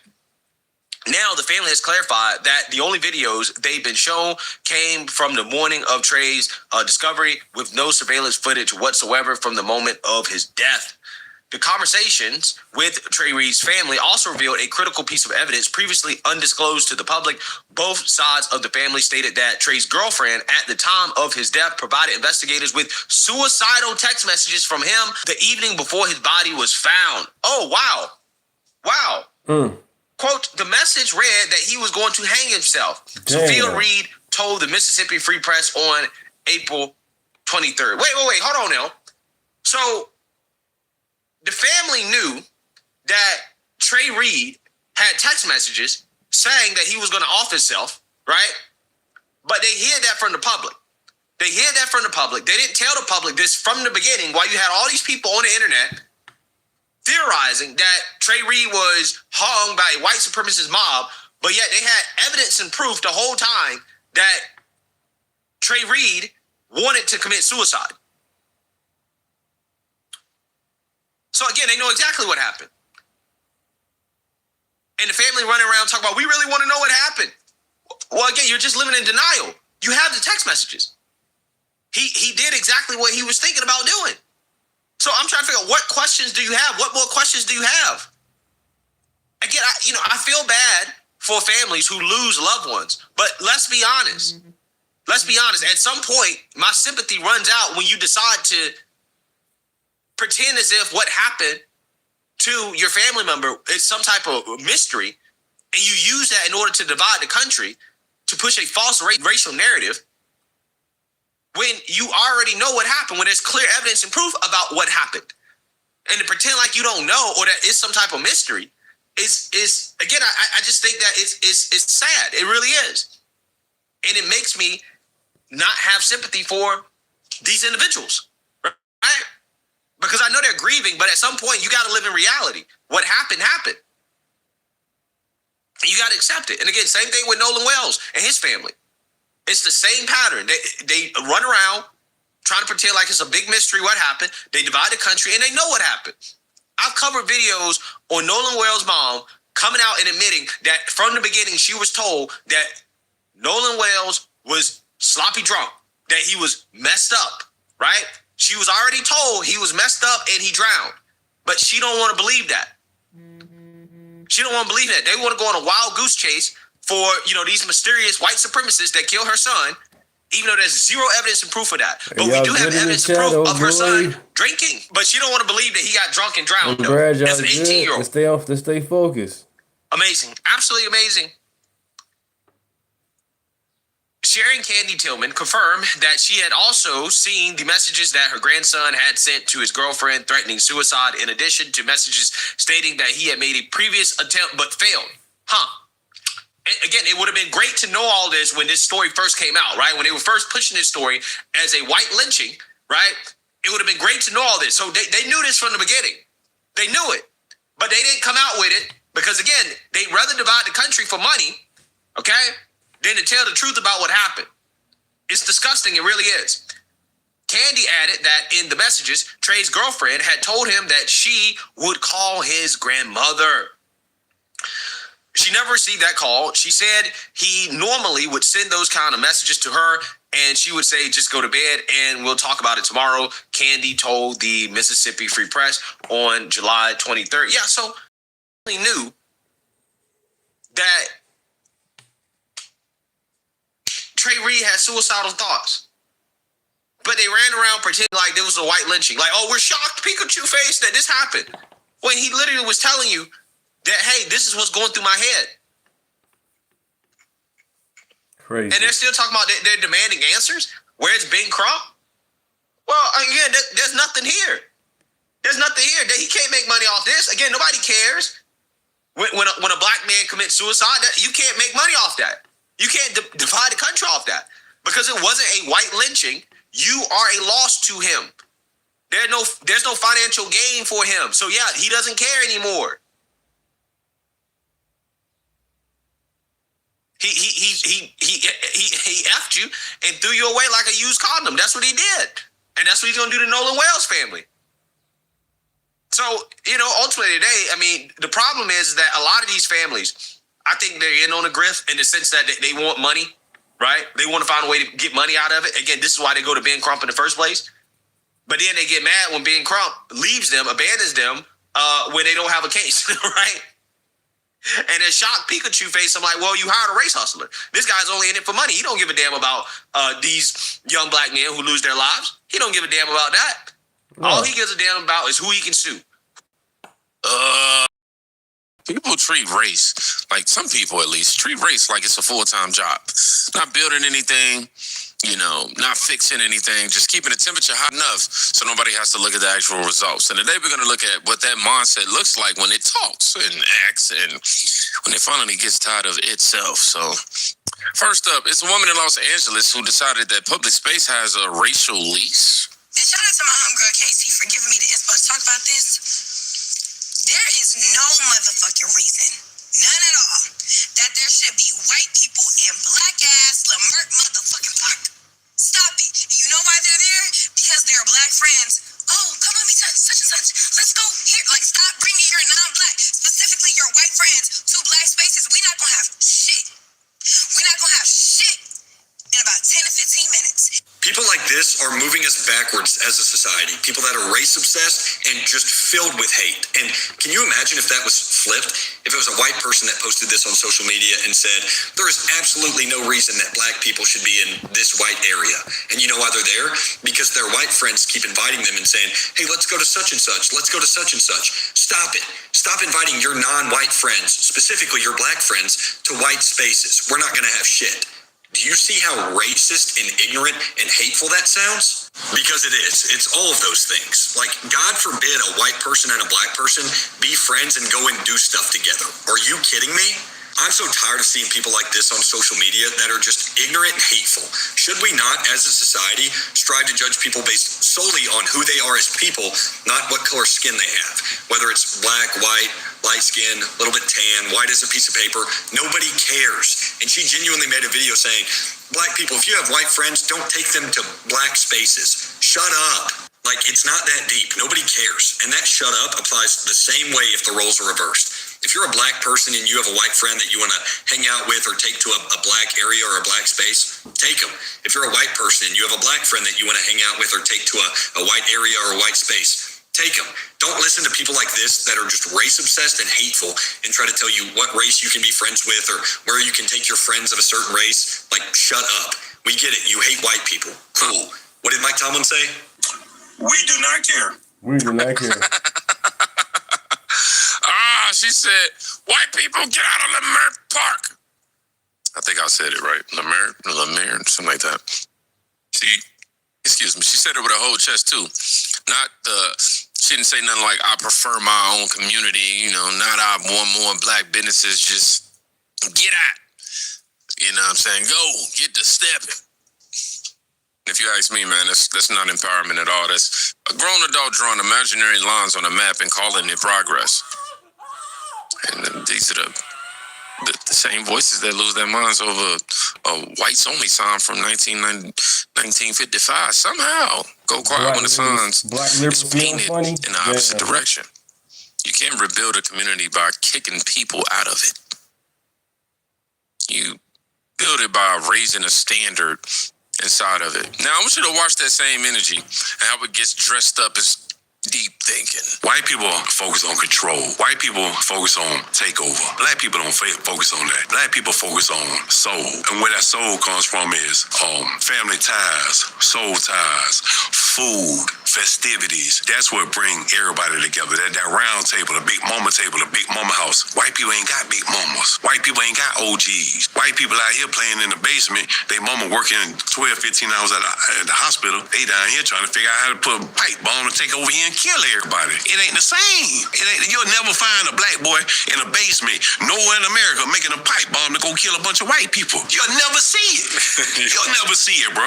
No. You ain't gonna see it. So whenever you talk about tradition, culturalism, stuff like that, black people just got that rhythm. That rhythm comes from a long time of being in the fields, a long time of understanding where culturalism comes from.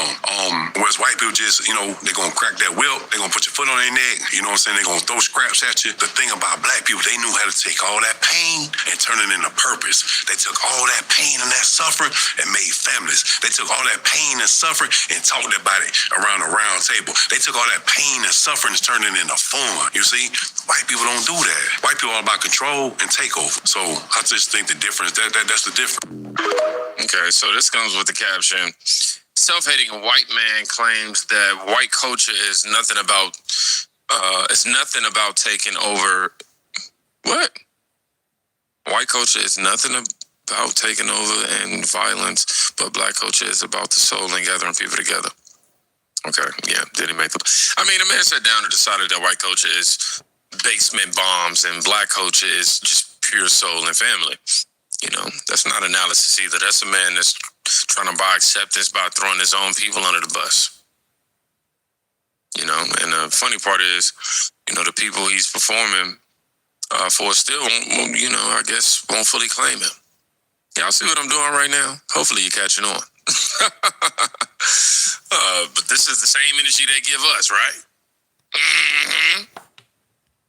Yeah, they'll take the compliment, nod, and just keep it moving. Culture isn't a personality trait you get to, assign like a costume.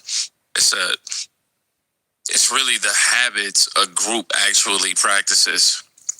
And if your version of soul keeps producing the same outcomes year after year, maybe that soul needs some new habits. Just saying.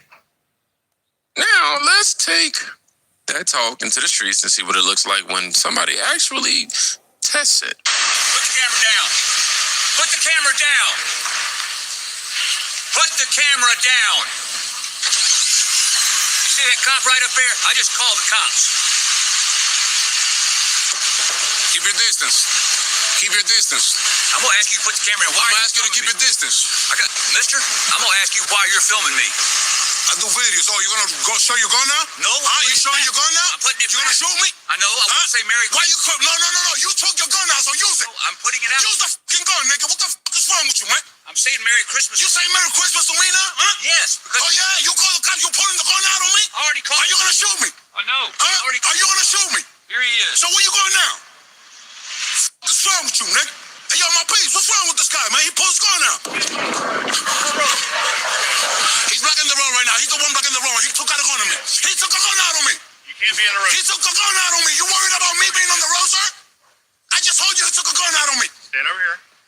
That's legal? You can do that? If y'all leave me alone, I'm going to deal with it. Leave you alone where? Leave you alone? You're going to let He pulled a gun on me? What? 1262, you come. I'm trying to get out of their office here. Hold on. You're going to let a truck pull a gun on somebody and run away? Hey, go to this F-150 to your right. Go there and stop that F-150 behind you. Alabama, that's what's up. Go there and stop him for a minute. All right, you got your ID with you? ID for what? You want to be a complaint? Yeah. They give me your ID? Okay. What we doing? What we doing? What type of complaint we making? You said somebody pulled a gun on you. Yes, he did. Then I'm here. That white F-150 had a, like American flag over that something. On the back. Who called you? You did. I didn't call you. They called you. You come running up to me, saying he pulled a gun on you. But you don't want to do anything? I never said I didn't want to do anything. You're the one who I can't do nothing about it. You're the one who wants to do something about it. You're good? Excuse me? You're good? I'm alive. Thank God. What do you mean? Where you going? Yo, where you going? Where you going? Sir, you're not going nowhere. I'm not going to let you leave. I'm going to stand right here. You going to run me over? Where you going? I'm pressing charges. Where you going, bro? I'm pressing charges. What are you doing? Where you going? How you're pressing charges? Why are you doing this? Yes, of course. You never asked. They give me your ID? They give me your ID? No. What is your name? Name? Keen? Badge number? 1223. ID, please. What type of charges you pressing? I can't press any charges. Okay, what type of charges can I press? I don't know about the law. You teach me, you tell me. I don't know, you tell me. I'm okay, you're just screening for my ID, bro. Relax, man. I'm gonna give you my ID. 794-36. Better yet, give me a sergeant. I need your sergeant. I'm gonna do it with your sergeant, sir. I don't trust you. You're against me. Okay, get your sergeant. Get your sergeant ASAP. Okay. Thank you. Thank you. Stand by. Man, these type of people in general are just really annoying. So he basically blocked the man, filmed him. The guy gets out the car, firearm, enters the conversation, and the energy flip, to all the fake tough stuff to, officer, he threatened me. And obviously the police think that'll play along. They told him to leave.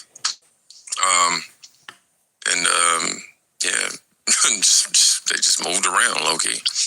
Yeah, he didn't make his mind up about anything. That's the part a lot of people don't want to sit with either. Aggression is cute until it meets somebody who doesn't have to match the volume to match the force.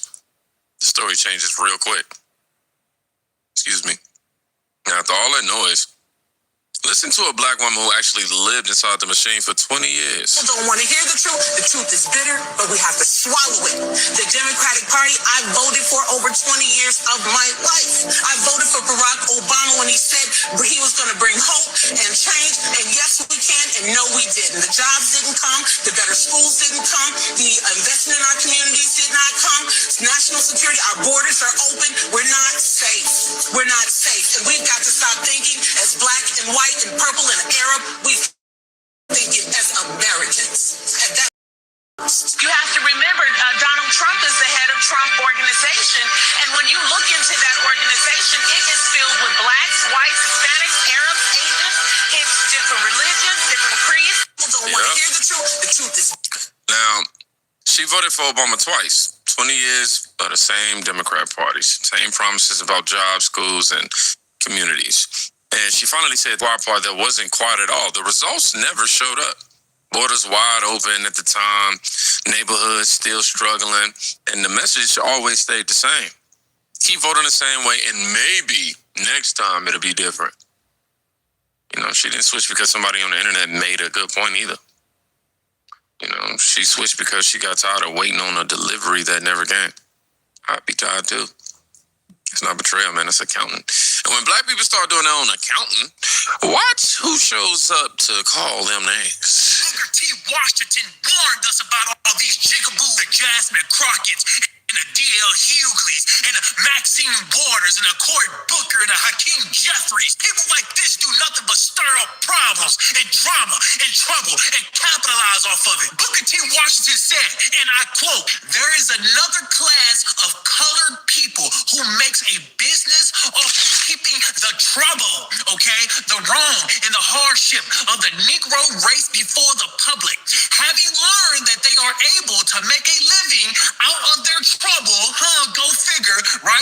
have grown into the subtle habit of advertising their wrong, partly because they want sympathy and partly because it pays. They want to go around and talk as if they are leaders, as if they are the spokesperson and shit.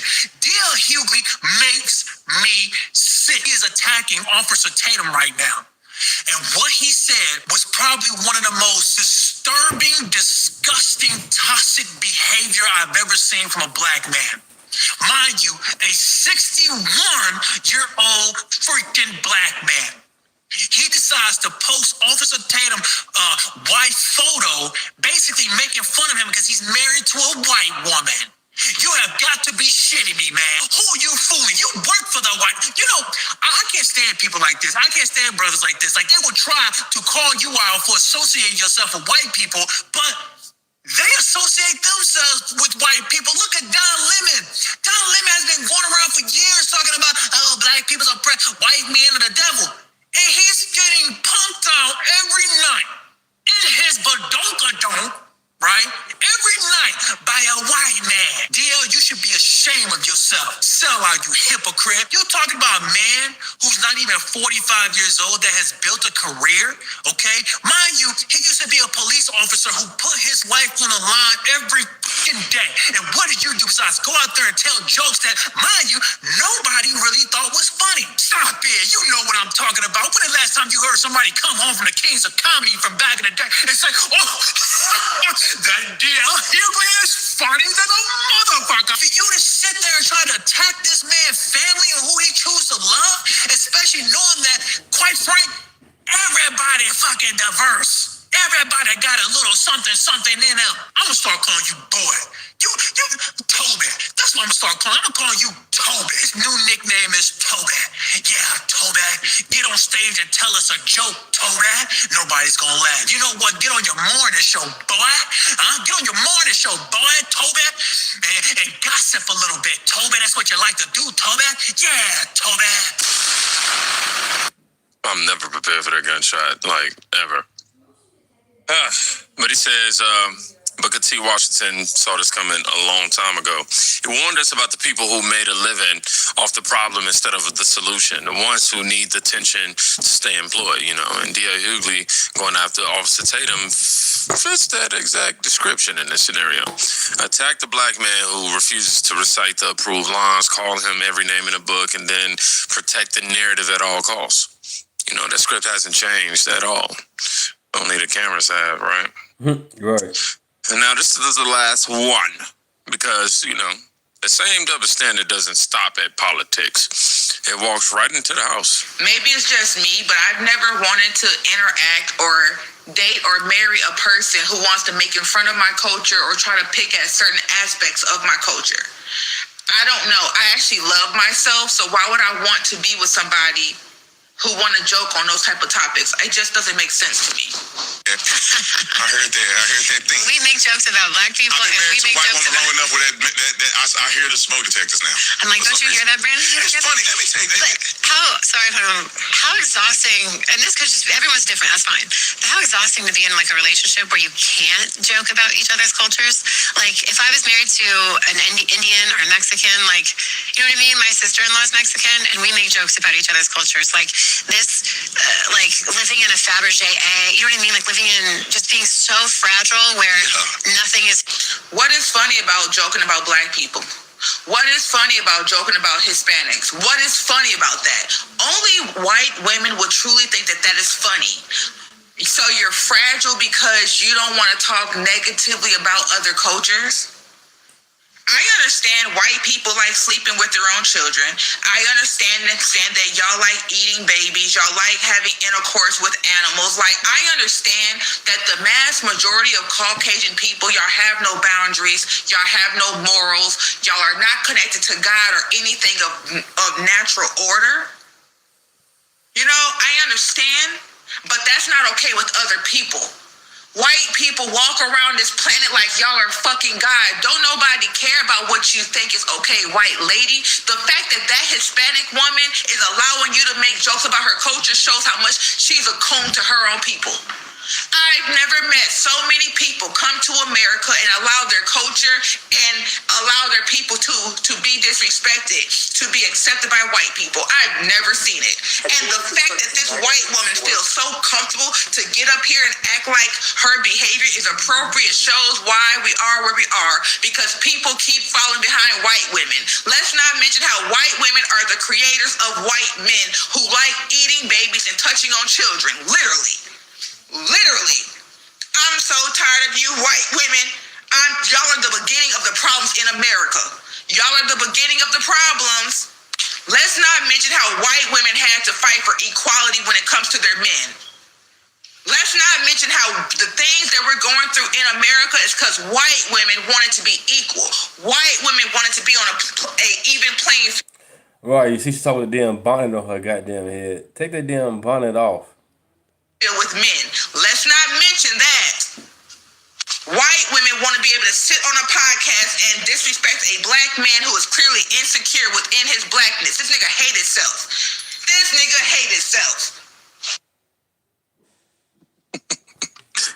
So the white woman says she wouldn't be in a relationship with someone from another background if she couldn't joke. Well, it wouldn't be, comfortable, I guess, or ideal for her if she wasn't able to joke about their culture the same way they joke about hers. Pretty straightforward. But the black woman watching lost it. Lost it. She treated that boundary like an attack. Then went further and claimed the white woman was disrespecting, a black man to his face. I don't know. That's the part that shows the real issue. A simple, the jokes have to go both ways, or I'm not interested, somehow becomes disrespect. Meanwhile, the same crowd will clown white people all day and call it comedy. You can't demand freedom, to talk about everybody else's culture, then act wounded the second somebody asks for the same freedom back. It's not principle, that's preference. With a megaphone attached to it, too. So most of what we watch today follow the same lines. Some people only want the conversation, when they're the ones holding the mic. The second the standard applies to them, it suddenly becomes offensive, disrespectful, or, problematic overall. You saw it when public space got treated like private property. You saw it when, culture got romanticized in one direction and condemned in another. You saw it when a black woman finally got tired of waiting on results that never came. And you just saw it. I think we should start using MAGA as a slur, like this. Ew, that is so MAGA. Or like this. MAGA, MAGA, Carl's mom is MAGA. Or this. I really like red hats, but I don't want people to think I'm MAGA. And it just means dumb, stupid, or someone that you hate because they suck. Just like MAGA. Bro, is he like 4? You're like, what? That sounded like something a 4-year-old would say.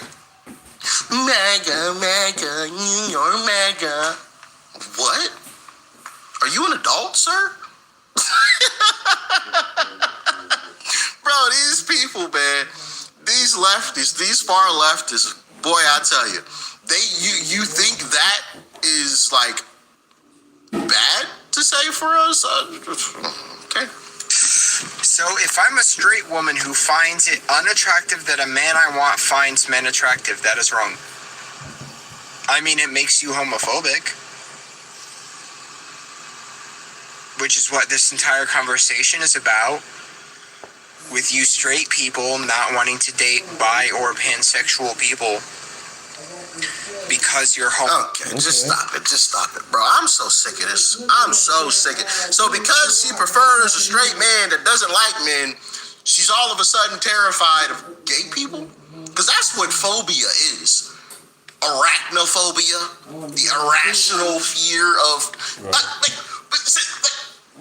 When did vocabulary change? I could have swore if you had a phobia towards something, you were irrationally afraid of it. But they flipped that now to mean like you hate. Oh my goodness.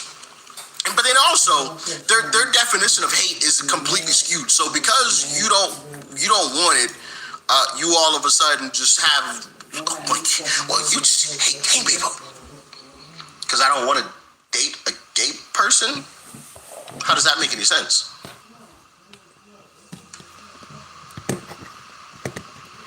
Anyway, these folks never make any sense. You probably shouldn't try to wrap your mind around what it is that they're saying.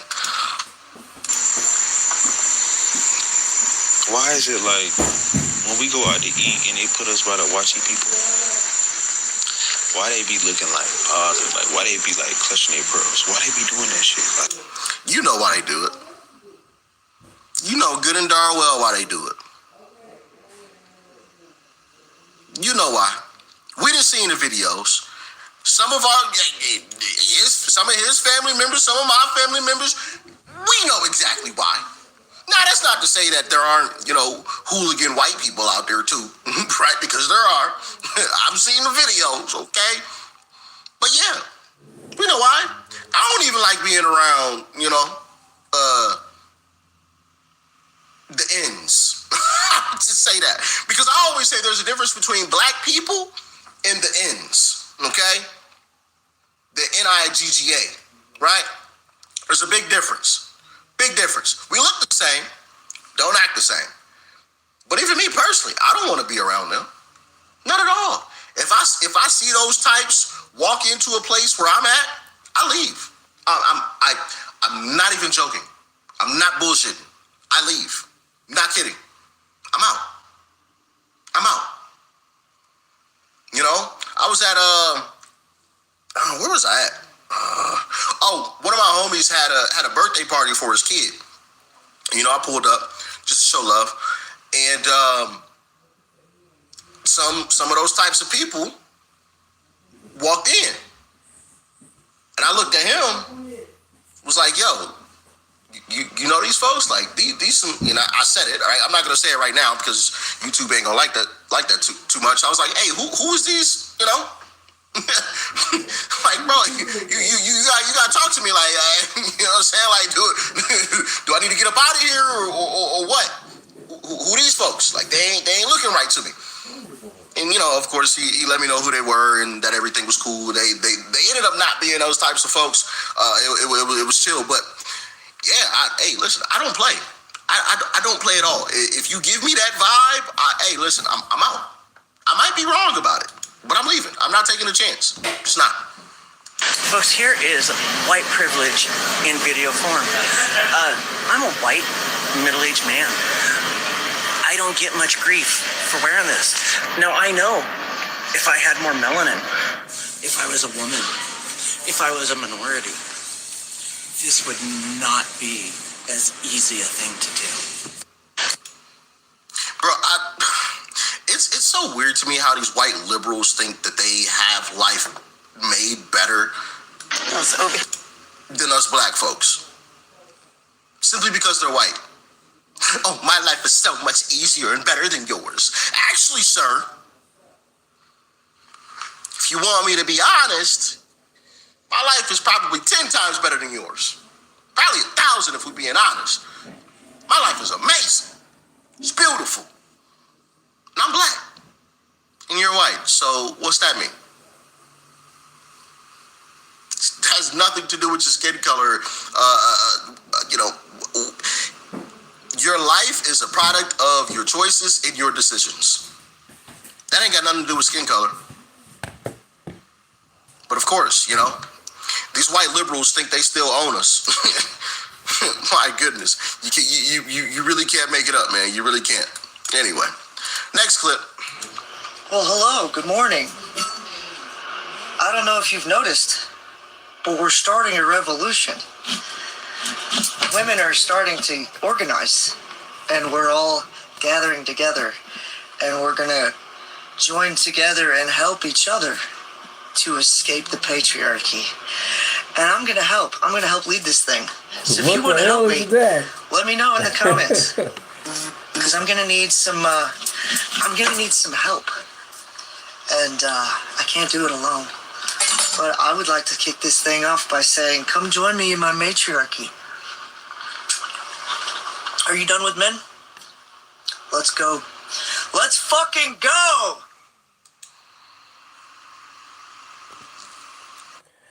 Youngling 17, you've been timed out 3 times. You still in the chat? I appreciate you, man. Thank you. Really appreciate that. That means the chat doing a good job because you keep coming back. Thank you. Like, share, and subscribe. Name is Deunta. Thank you for stopping by. I don't even know what to say to that. Except just laugh. They got just so silly. Hey, ladies, you joining her? Y'all joining her? Let me know. Let me know. Oh, brother. Oh, man. My goodness. You just... But it is lefties losing it, so, man. That's what you got to expect from these vids. Where are my people? I just want disabled people on my fucking... I want people that aren't going to comment, oh, I'm disabled too, but I still go to work. I want people who aren't going to comment about my hair and my septum. I want people that can think further than hair and septum. If you look at me and all you can think is hair and septum, you're a bird. Where are my people? I just want...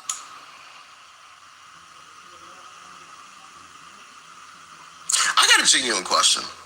Seriously. Why is it that all of these leftists are claiming that they're disabled? I see that a lot. I'm so serious. There's a whole lot of leftists out here, these far leftists, that claim that they are disabled. I'm so disabled, I can't work, I can't do anything. I'm confused. Maybe that's part of the reason why they want this communism.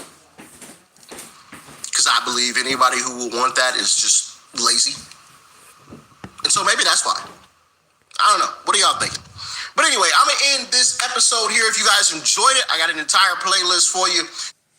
We've got to talk about the Democrat Party, but more specifically, Bill Maher, because he just went on a scorched earth rant against the DSA and the Democrat Party because the DSA is taking over. And the Democrat establishment is doing nothing about it. They are sitting idly by, twiddling their thumbs.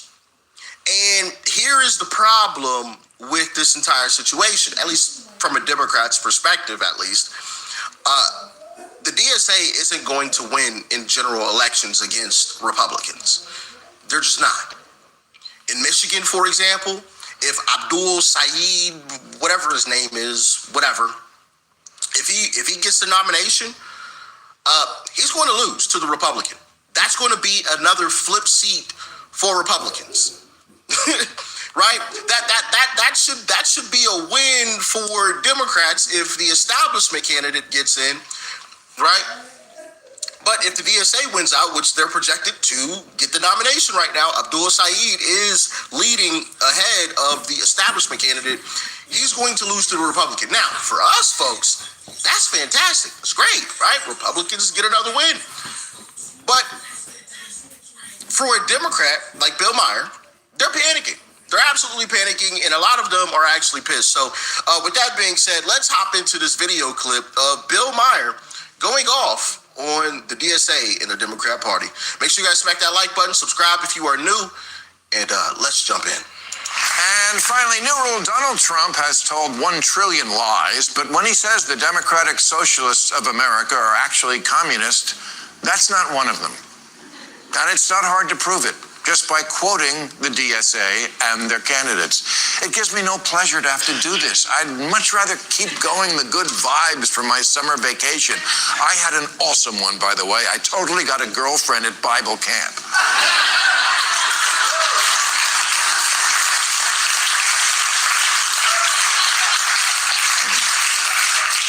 However, right before we left, Vice President J.D. Vance was on the show, and I told him that if the Democratic Party keeps going in the direction of the DSA, my vote was in play. And all I heard all vacation was, oh my God, you're a Republican now. No, that's not what I said. I said in play. And here's why. Because not a week goes by where I don't read about some newly chosen, exciting new face in the Democratic Party. And then when that face opens its mouth mouth the Communist Manifesto or some other crazy shit comes out. Again, let's just read the quotes. The DSA platform says you work as much as you are able and no more than needed. If that was any closer to Karl Marx's dictum, from each according to his abilities to each according to his needs, they'd be sued for plagiarism.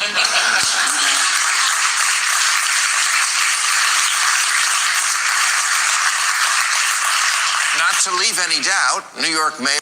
One thing I learned about these folks is that they're lazy. They're lazy people who want and are jealous of what other people have. It's facts. Lazy individuals. I saw a clip earlier of someone that was like, this far leftist that was like going off on people, saying something along the lines of, you know, even in socialism, you still got to work. And they're like, well, you guys just have it all wrong. See, I can just do what I need to do because, me just existing is enough. And I was just like, yo, these people are batshit crazy. You just simply existing is enough for you to be able to eat and clothe yourself and bathe yourself. Like, we're supposed to bust our butts to help you because you just existing is enough. Crazy shit. Hey, I want whatever that person was smoking. Man. No, I really don't. I don't want to be delusional. I'm joking, of course. But anyway. Mandani once tweeted Karl Marx's words exactly. They're not trying to hide it. Their most popular influencer, Hassan Piker, thinks communism is so groovy. He laments the fall of the two of the most murderous regimes in history, the Soviet Union and Chairman Mao's China. Mandami's aide, his top aide, Sia Weaver, said, if you don't believe in the government's sacred right to seize property, it's over. She's also crazy, too. She got called out on, I believe her parents are, like, super rich. And she got called out on it. And she literally started crying. I'm not even kidding. If I remember correctly, I think I made a video on it. Correct me in the comments if I'm wrong, but I believe her parents are extremely wealthy, and somebody called her out on it as she was walking down the street, and she just literally started. Mr. Boski, good morning. Well, good afternoon, everybody. Good afternoon. Good afternoon. Glad you guys in the chat. Appreciate it. Crying. You can't make this stuff up. And impoverish the white middle class. What? That's a goal? You know you're supposed to scare people into voting for you, right? One of the new soon-to-be Democratic congresspeople, Darlisia Chevalier, supports seizing all properties from landlords and said, seize the means of production. Mandami has said the end goal is seizing the means of production. I think they want to seize the means of production. Jesus Christ, Joseph. Now, maybe you missed that in school or missed school altogether, but that's communism. That's communism, which we tried, and it doesn't work. Parties can change sometimes, you know. You have to keep up. Who freed the slaves? Republicans, Lincoln. Democrats were the racist party back then, but then JFK got elected and it switched.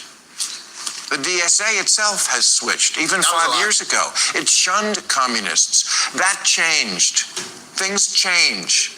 Now the coalition within the DSA, called the Marxist Unity Group, is in ascendance, and I must take them at their word when their words include, our commitment is to the long-term struggle for a fully liberated, classless society, in a word, communism. What do they have to do? Tweet out, elect more communists? Oh yeah, Sia Weaver did that. Yes.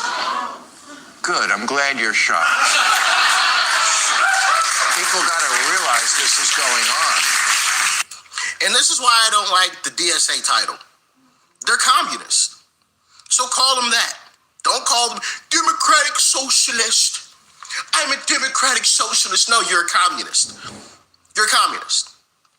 And when you don't think anybody is watching, you'll admit it. You'll say it out loud. Right there. when she didn't have the notoriety, when no one was paying attention, right? When she didn't think it would backfire against her, because you can see this tweet was from 2017, so quite some time ago, she actually told the truth.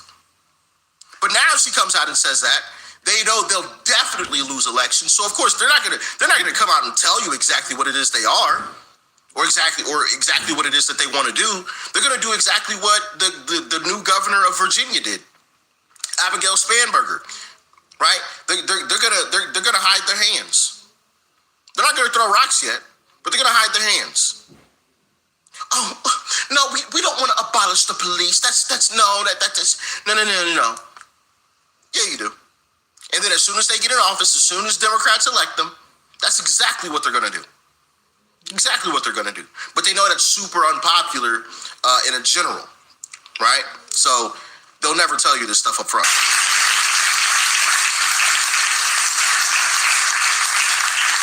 Yes, my vote is in play. I'm not voting for anyone who thinks the wrong side won the Cold War or cheers for the Intifada like it's the World Cup. It's so ironic from the people who obsess about colonization. You know what's being colonized now? The Democratic Party.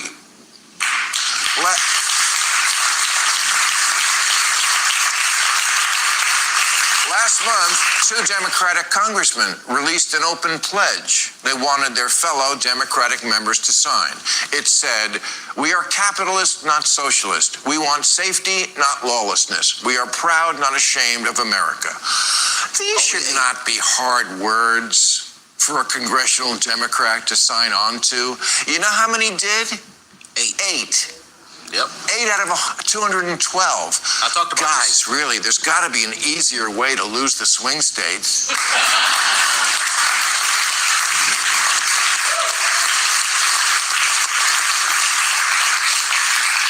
And no, this nonsense is not where most Democratic politicians are right now, but it's also becoming a raging fire festival in the party that neither is anyone putting out.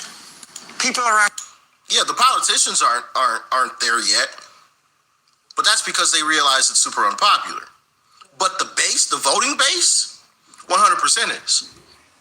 I would say 60% of Democrat voters believe in this nonsense. The voters, not the politicians, but 60% of the voters, Democrat voters, actually believe in it. 100%.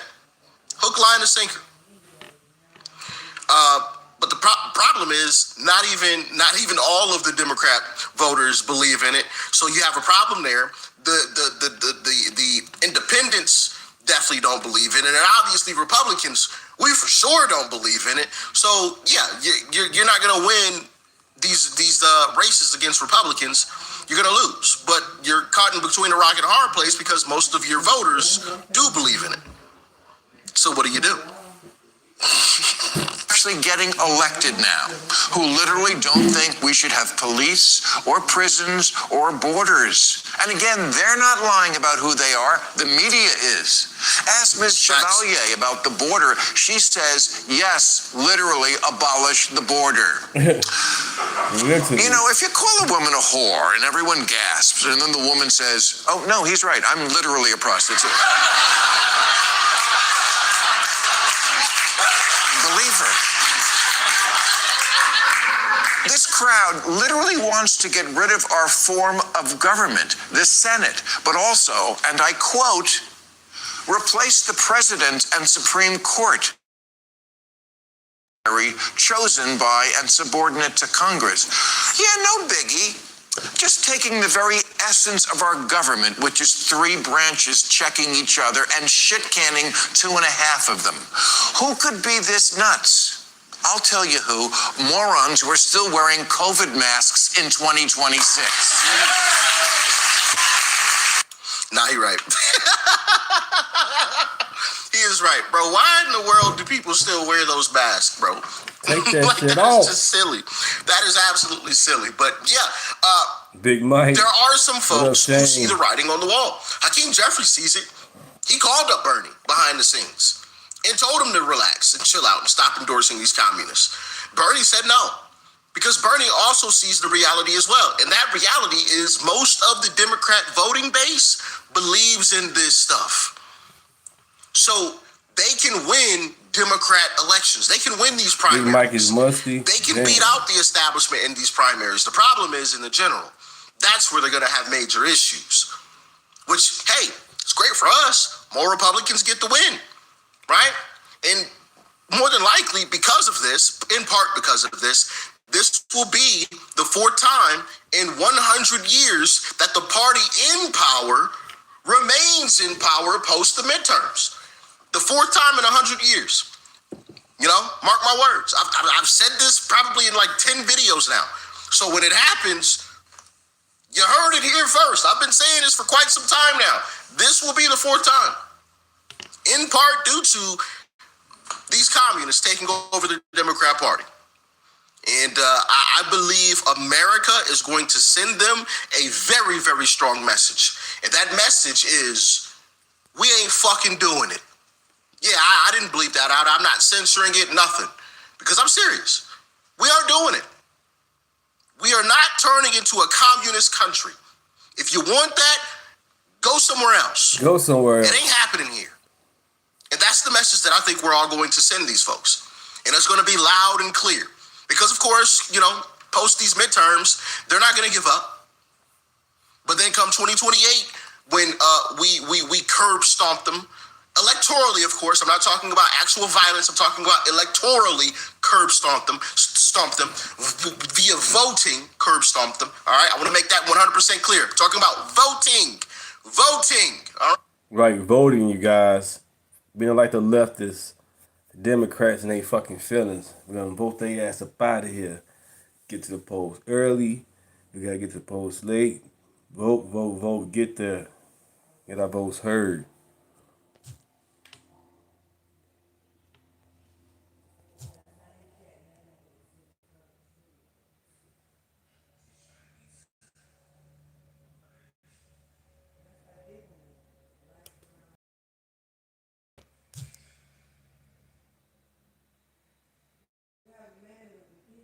Dear Diary, for better or worse, I am becoming an international celebrity.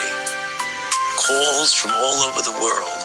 It is not hyperbole to say that today I am the most famous and... I mean, like, why would the diary not be about some of the things that he encountered to helping people, right, in their lives, right? You a doctor, right? But it's like, man, mind you, most of the shit that you just heard in this AI, this was actually in his diary. All right, this isn't AI. The video is AI, but you go back and you listen to some of the things that he said about himself in the diary, man. It's scary. It's really scary, you know. And look, here's the thing. It's just not him. A lot of doctors have this narcissist energy, like they think they're God. They think they're, you know, the saviors of the world, right? This degree, and they in many cases save people's lives, right, and all these things, and they feel like they have the power, right, of a person, rather they live or die.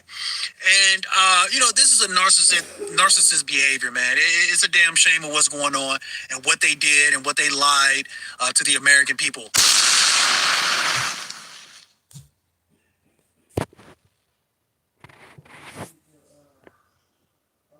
Of Democratic confiscators of America totally tank the entire Democrat Party platform. For years, we have heard over and over again that IDs are racist, that they're going to force people to be left out of the system as it comes to voting. And yet they can't seem to stop demanding IDs for their own socialist programs. I mean, at first glance, you think, are these people trolling us? But then you realize that it's not us that's being trolled. It's their own party, the party that they're in the process of taking over. They're dismantling every argument that the Democrats have made for years and are making right now as they refuse to pass the Save America Act. Instead, you've got socialists in New York City, in Wisconsin, all over this country demanding that you verify who you are before you access their events and their programs. Going to be a limit on the number of items that someone can take that are discounted at that level from that essential basket. So our RFP makes very clear that this is a program for New Yorkers to be able to put food on the table, not a program for people to be able to make a quick buck through reselling. Did you catch that? Because they understand that the politics of confiscation almost always end in black markets where people are buying more than they need and then reselling it for a profit because other people are being left without. The only solution they can possibly come up with is the old rationing. That's right, rationing. I passed it over to our EDC head, JPAC, to add some additional details. Yes, if you look at our RFP for the operator, we are looking to make sure that we target New Yorkers, whether it be a sort of a library card esque, and also we manage who's buying and that is focused on everyday New Yorkers. So. Is it just me, or did it seem like they did not want to answer that question? I mean, Zoran Mamdani passed it over as fast as he could. But did you notice something there? They're talking about limiting how much access people are going to have to their version of socialism. And not only that, she very quickly slipped in that, yeah, in fact, they're going to have to prove who they are before they can access socialism. But they're not the only ones. Now you've got Francesca Hong, who's a Democratic Confiscators of America candidate for governor of Wisconsin. And like a good socialist, requiring ID to get into her events. When you're dealing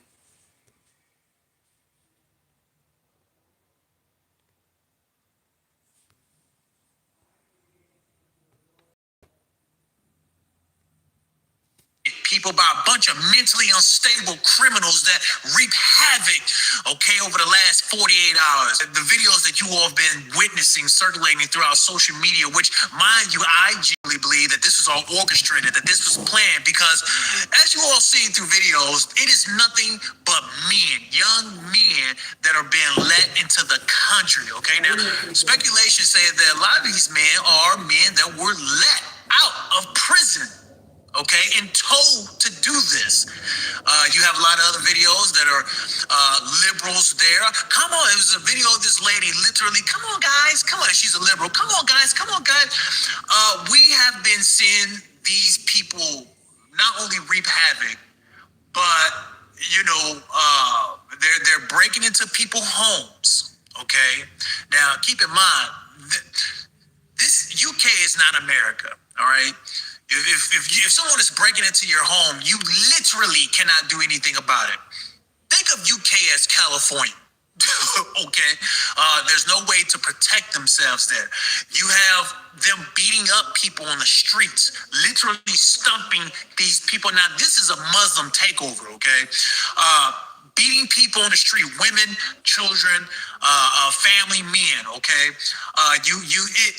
it's a disaster. But you know what? Let me tell you this. The Democratic Party has always wanted this to happen. I think Joe Biden administration, it is the ones who actually developed this blueprint, right? Keep in mind, people, this is what Joe Biden wanted to do. The Biden administration wanted to let all these people in, and you best not make a mistake and not believe that if we get another Democratic president that they would not do. 50 net with these people. Look, Spain is headed to a civil war. I think most of the world is headed to a civil war, but if you was to ask me who was the first society to head to that, that's Spain. Spain is headed to a civil war, and if Spain is not headed to a civil war, that just means the conservatives that does reside in this territory are scared. They're afraid, because this would have never happened in America. No, this would have never happened in America. You have migrants coming over here stumping people out the minute they get over here. The minute they get over across the border, they're beating children up. They're beating women up. They're breaking into people's houses. Oh, not into Texas. Not into Texas. Hell to the no. There's one thing about us Texas boys. We seen that, or we all would have been, 20,000 horse deep headed to the border to handle business. We don't give a shit if Biden was in office or not. We're talking about thousands and thousands of legal immigrants that was all let in all at once. You have prime ministers and presidents that circles Spain that are coming out saying, "Oh well, we're here just in case." We at a point where everybody's just protecting themselves. Which, hey, I agree. I really do. I agree. I think America should protect ourselves. Why? Because we're the greatest country in the world. Why do you need us for it? Right? I think it should be like that, if you ask me, because you best believe our tax dollars, when you're going out working, your taxes is going to protect other nations that, quite frank, do not like us. This is sad. This is embarrassing. This is sad. And this just tells you exactly the mentality of what Democrats have in store for the future. You had AOC. And look, here's the thing. I don't know what it is with these Democrats and wanting it, because no one ever came out and explained exactly why. We keep getting the same information from these Democrat reps. So we should just allow everybody to come in. It doesn't work like that. That's what you say. Tell me the reason. What is your reasoning? Logically thinking, what is your reason? What do you want to benefit out of this? No one ever says anything about it. They just, we want everybody, because no one wants to seem racist. Right? That's what UK is dealing with right now. Everybody want to stay in their comfort zone. We can't.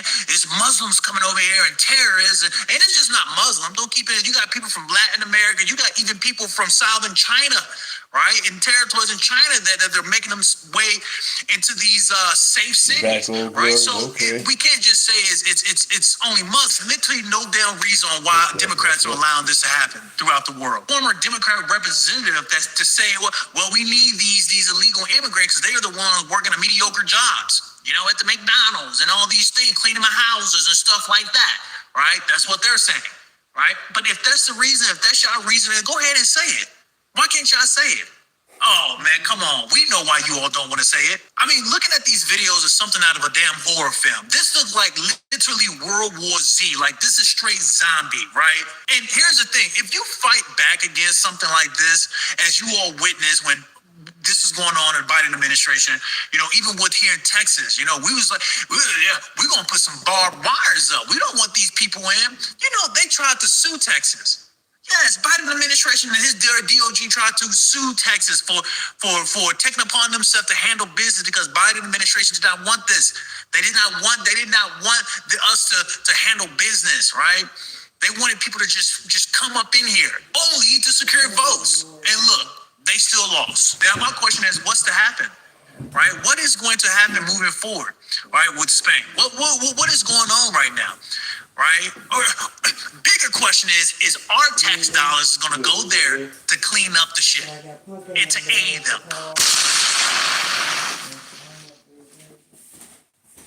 So they invaded Spain, you say? Oh shit, sorry, that was America when Biden was in office.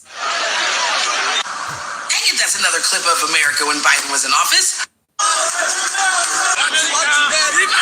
I'm usually so much better at editing than this. So yeah, I guess the ones they did finally capture, they're sitting back home. And that same thing's going to happen to us if the Republicans. Like, share, and subscribe to the channel, you guys. We had 2,281 subscribers. Really appreciate it. Let's grow. Let's get to 2,500. Why not?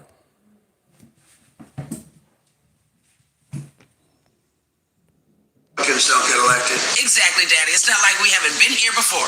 Okay?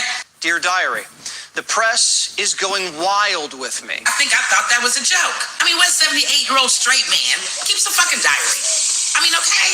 Dear Diary, well, the press is hot for me. She talked about Fauci. She talked about Stephen A. She talked about that bitch that tried to talk about her ass for not taking the vaccine. Oh, yeah, she was on it. Donald Trump, he did bad things. He's like Hitler. So they did a study with kids that belong to Democrats and kids that belong to Republicans. He only wanted to be president so that he can just control everybody. Democrat family. I think that the kids that live in those two houses would be friends with each other. They can. Can? There's no law breaking that. Child of a Republican family. They'd be okay with you going over to somebody's house who is really supportive of President Trump? No. No? And why not? Because they know that he's not like bad people. Democrat family. It doesn't matter if you are different by skin color, or it doesn't matter if you are different by people. You can still be friends. Republican family. House who is really supportive of Donald Trump? No.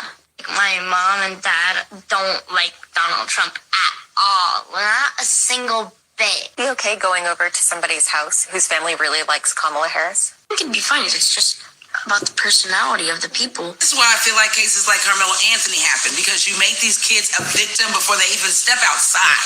They are literally carrying around your hate and acting on your hate, not their own. My pronouns are going to be Z, Zer, Zers, and Zerself. Meanwhile, back at your nearest classroom.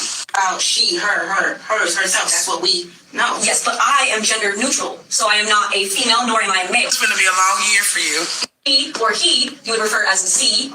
Instead of her or him, you would refer as Zer. Instead of her or his, it would be Zer. At this point, I have lost all faith in what I'm about to learn this semester. Oh, I'm sorry, I'm confused. Not as confused as she is. You look like a pretty lady to me. Well, thank you. Most people would take that as a compliment, but I am gender neutral, so I am not a lady. I can be pretty, but not a lady. Request for transfer? I can be pretty. So you can be pretty and you can be handsome, but you are not a she that is pretty and you're not a he that is handsome? Correct. I do not want this bitch grading my test. That don't make no sense. At least the baby knows this ain't right. I'm just, okay.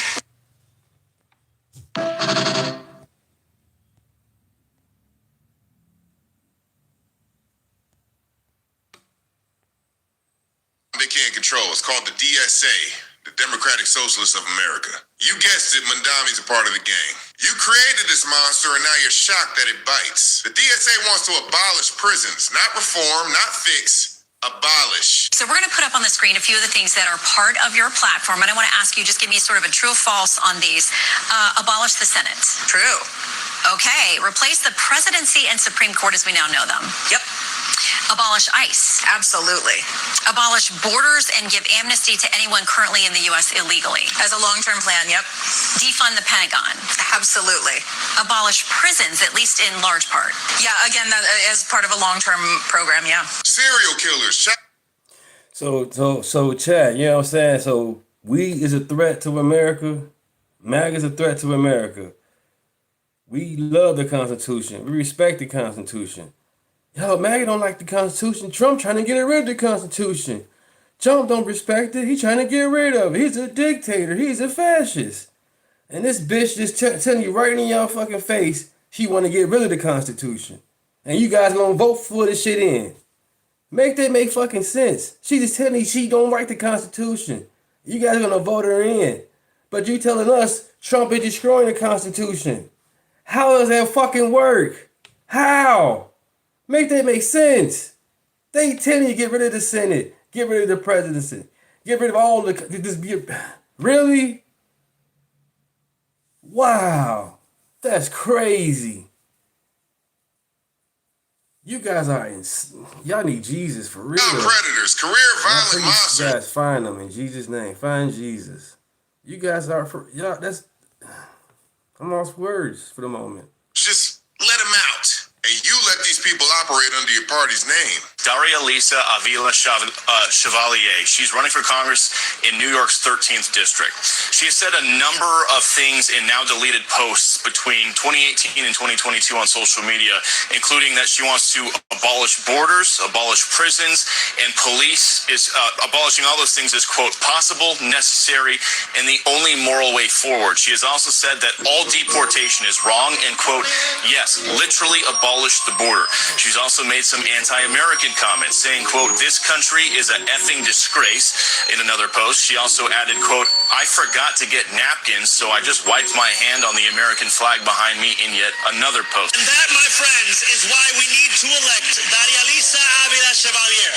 Story is exactly who the people of the Bronx and Upper Manhattan deserve representing them in Congress. The next 4 days, everybody here and everybody in the city has got to work hard to make sure that Brad and Claire and Daralisa become the next congresspeople for New York City. That ain't progressive. That's deranged. You didn't just tolerate it, you enabled it. You gave the crazies a home and then that surprised when they started rearranging furniture. The ideology is sick. Pretends human evil is just some sort of social construct. They care more about the Right, we can't let these liberals get away with this bullshit here, man, on the real. Insane. He talking about get rid of the Constitution.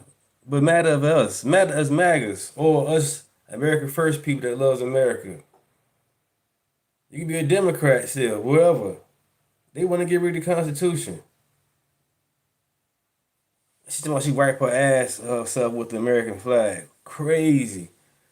So how she get sworn in?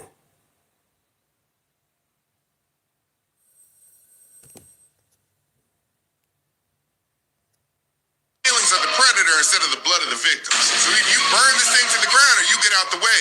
Republicans still believe that some people should be locked up forever.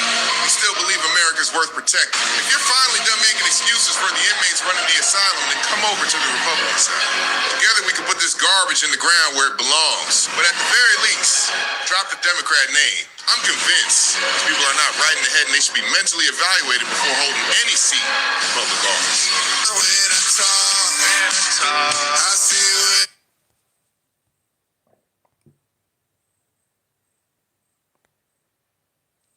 And it doesn't mean it won't happen in your neck of the woods, so you better pay attention. There is a woman, her name is Miss Hung, and I believe, in my opinion, she is driven by the Chinese government. And if she isn't driven and influenced by them, she wants to be. That is my take on Miss Hung, who right now appears to be the person who will land the candidacy for the Democrat Party for running for governor in Wisconsin, the most purple state in our union. Now, Wisconsin is largely white, and she has made more than one derogatory comment about white folks. She has wanted to shut down the U.S. Senate. She questions the validity of the Supreme Court. She wants to defund the police, and she wants to cancel Thanksgiving. These are all statements made directly by her over the years, most of them published on X, so you could freely see them. The issue we have is this. Currently, Democrats, based on a new CNN poll, 34% of them consider themselves Democrat socialists. In other words, they buy into the whole Ma'am Danny doctrine. And many people who are connected to Ma'am Danny and the DSA are now saying they vow to protect China. This is starting to get out of control. So you got to ask yourself why. Why is this happening? And I think I have the answer to it, and I hope you share this with people. It's a multifaceted issue. Number one, we are taking in way too many people legally through our immigration system, and we're taking them from countries who just point blank hate America. So the way that they take America down is not with planes crashing into buildings or putting off bombs. No, they know they can't win that fight long term. The way they do it is they take over from within. The second reason why this is happening is because, frankly, the Republican Party is not doing enough to lower the cost of living. So you have what would be normal Democrats, if there is such a thing, independents, and even some people who are a little right of center who are finding it very hard to live. They are out there working, sometimes 2-3 jobs. The money that they take in does not cover the exorbitant price of living in America.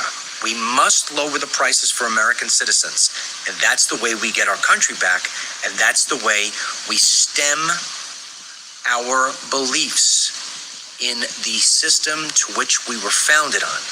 Right now, those stems and roots are being destroyed by the Communist Chinese Party, the radical Democrats, the Islamics, and people who basically are looking for some sort of way to survive. The quicker we recognize this, the quicker this nonsense will end. If Ms. Hong actually wins the governorship of Wisconsin, we will find ourselves as Americans in a place that's going to be very hard to undo. We've basically lost our biggest city to a Democrat, socialist, Muslim radical in Mamdani, and now we're going to lose the biggest purple state, which Trump has won twice. We're going to lose it to what I believe is the Chinese government. Please share the video.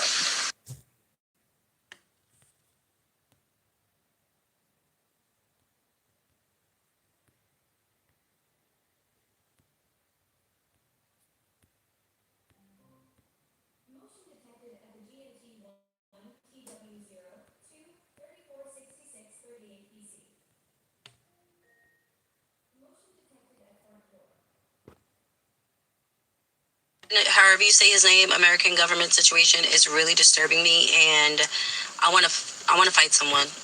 I really do, because what do you mean we didn't have to get the COVID vaccine? And I kind of feel two ways. One, I'm kind of like upset with myself because I really wish I would have trusted God and not taken the vaccine. I really do. And I remember Tiffany Montgomery saying, do not take that poison.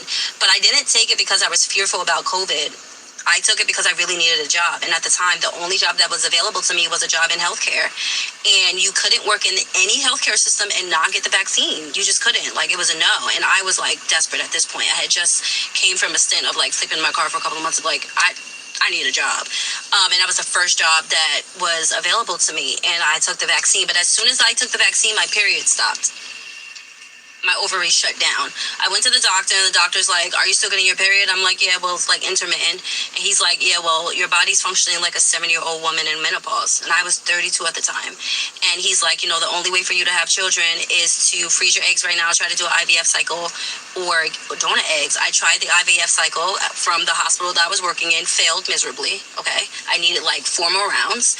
And the hospital at the time only gave you like $20,000 for IVF, a lifetime cycle. Because, you know, depending on the cycle, it is very expensive. And I did $20,000 my first cycle. And so then the doctor's like, well, the only way that you're going to have a kid is if you get donor eggs, which I don't believe in them. I believe that God is going to do his big one when it's time for me to have children. He can do the impossible. So I'm really not worried about that part. But I'm just like, all of the things that I've been through, like my periods are so intermittent. It is really crazy. And I just don't understand how you're going to tell us right now that we never needed to get the COVID vaccine. Like, I'm going to fight you. Can I sue you? Like, I know that's rhetorical, but for real, like, crazy.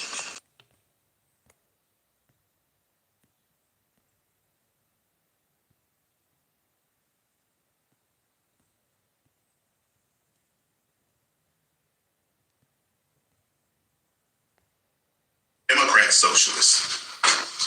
Everybody wants, quote unquote, and I'm wearing blue this morning. Got to have on blue. My babies are wearing blue, so daddy gonna have on blue. Oh, let me show you something my auntie gave me. Usually I wear my Republican cufflinks, but I got my American flag J's. Thank you, auntie. Love you. Get better. We'll soon get better. Now, the Democrats are exposed, being the Democrat socialists they are. They're even admitting it's all about defeating Donald Trump.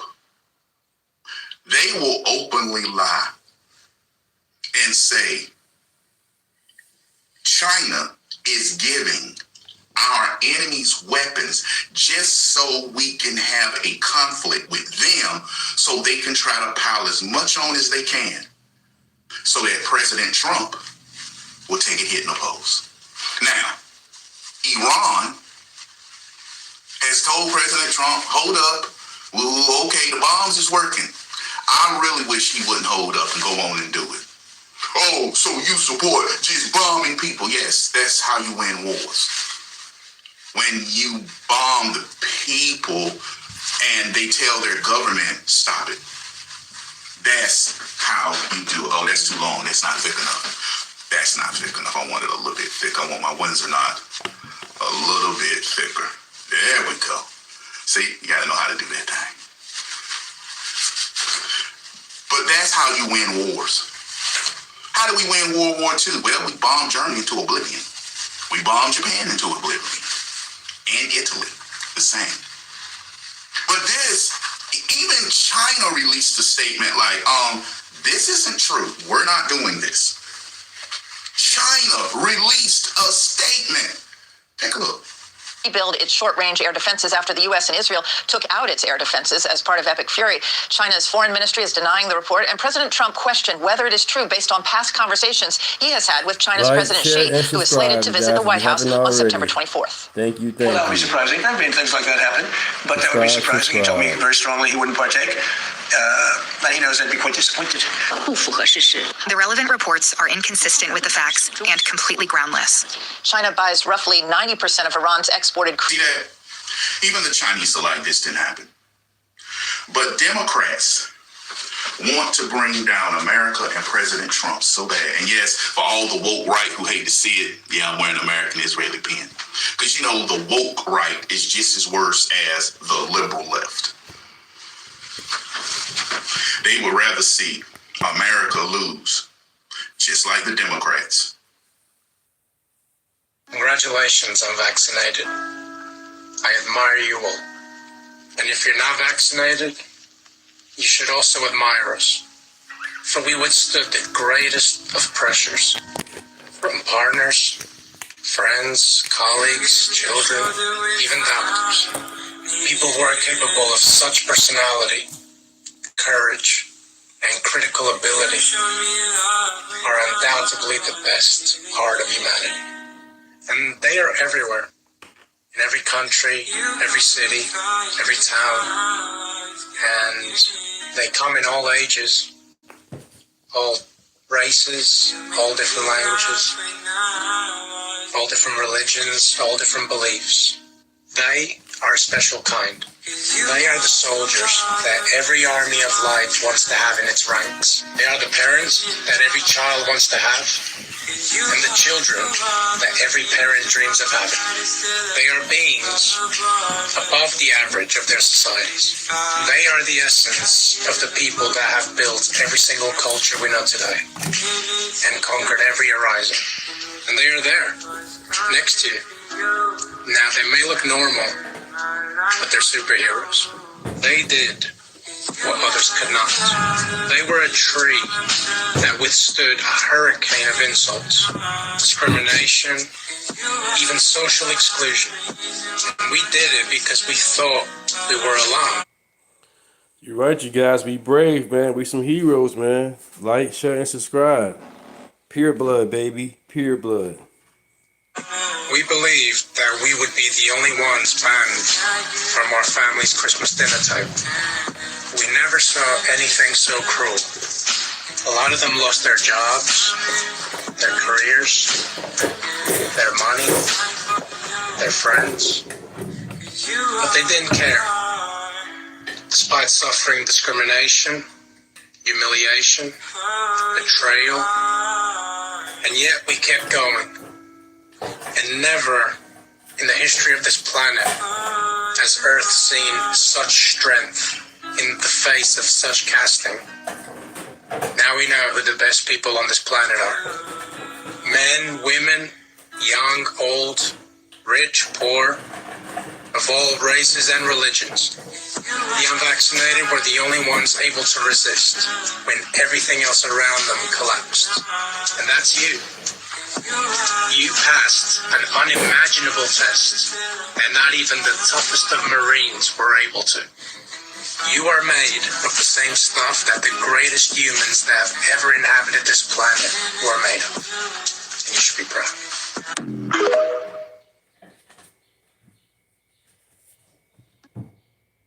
Biggest night in sports? It's rigged. Message. Did I just spoil the surprise for some of the people? It's scripted entertainment. What we do is fake, right? So I know what you're thinking. Me hosting the SPs, that's crazy. Or is it genius? It's time to take a look at yourself, sports, and realize that you're more like the WWE than you have ever imagined. Dwight Smith exposing how rigged the NFL is. I don't believe the game is really decided on the field, so, I don't get into all the X's and O's and talking, man. Like I said, I played in the game. I set a Super Bowl record, and we knew every play everybody before the game started, so, hey. Devontae, another one-score loss. How do you turn the train around? Stick to the script. It's frustrating. Stick to the script. Let's just say it was Uh-oh. Got that mic. Let's just say it was But look at the ref helping him out. He literally trips this Vikings quarterback and it ends up in a Curtis Samuel touchdown. Just look at this. 24 was in perfect position to pick it off, and then he collides with the ref. That is unreal. Me speaking about this really goes against me. Like, my annuities and my portfolio is in the NFL. It's under the NFL. So if they go down, my stuff goes down. But I feel like you guys' souls mean much being with a fan that's a Patriots fan. Y'all guys cussing each other out. And it's not even, it's it's just all scripted. Like, we want me to say They have nothing to say. But they're not denying anything, and they're not refuting any of the facts. That's NFL team owners have documented ties. Past and present NFL team owners have documented business ties to either the gambling community and or the organized crime syndicate. I'm also saying that no fewer than 70 NFL games have been fixed. Now, what does the emperor do when the people become restive, and when the people are asking questions, and when the people don't like the policies of the emperor? He sends them to the circus. He creates a circus. He builds a giant coliseum. To entertain. What does that mean? To bind or hold. To bind or hold what? An audience's attention. Oh yeah, I'm still pure blood here. Definitely pure blood. Say the word, tell a vision, television. And when you turn on that television, channels. What's on those channels? Programming. They are programming you. They've been programming your whole life. You don't even know it. They do it with your music. They do it with your TV. They do it with your movies. They do it with your games. They have been programming us and programming you since you were little, and you don't even know it because you don't even question it. Hey, what's up, America? McDonald's sales are starting to fall drastically, and the stock has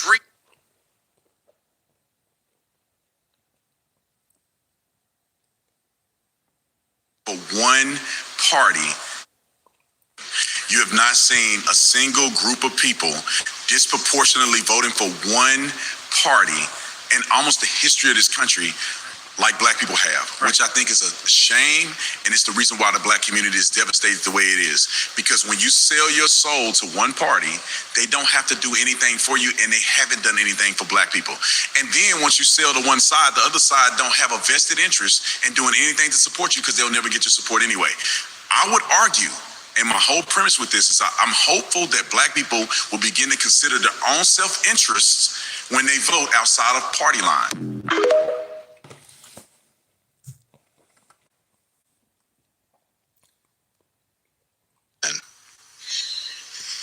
You know, I believe that when we feel powerless, we are powerless. And when we feel powerful, we are powerful. We each have light inside of us. And we need to know that that is what inspires our hope as much as anything external to ourselves. And when we feel that and not allow an election or an individual to dampen that light, and instead let No. Don't you feel stupid. Just remember, there are people out there that wanted that to be president. What? It's never-ending word salad. So profound. Other countries would totally take her seriously. Yeah. Anybody care to translate? Because, what? So yeah, don't feel stupid, you know. You know?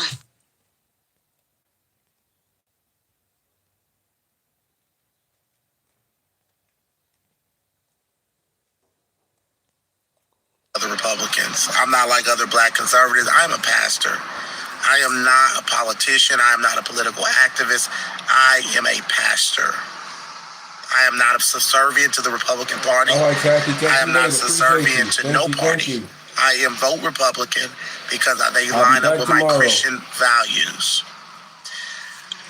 There is a notion that I have been, if you're a black conservative, they have no problem, black Republicans have no problem with you calling out racism on the Democrat side.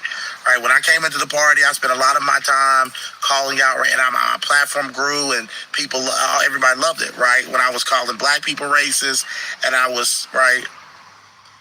But things have changed when I call out our side.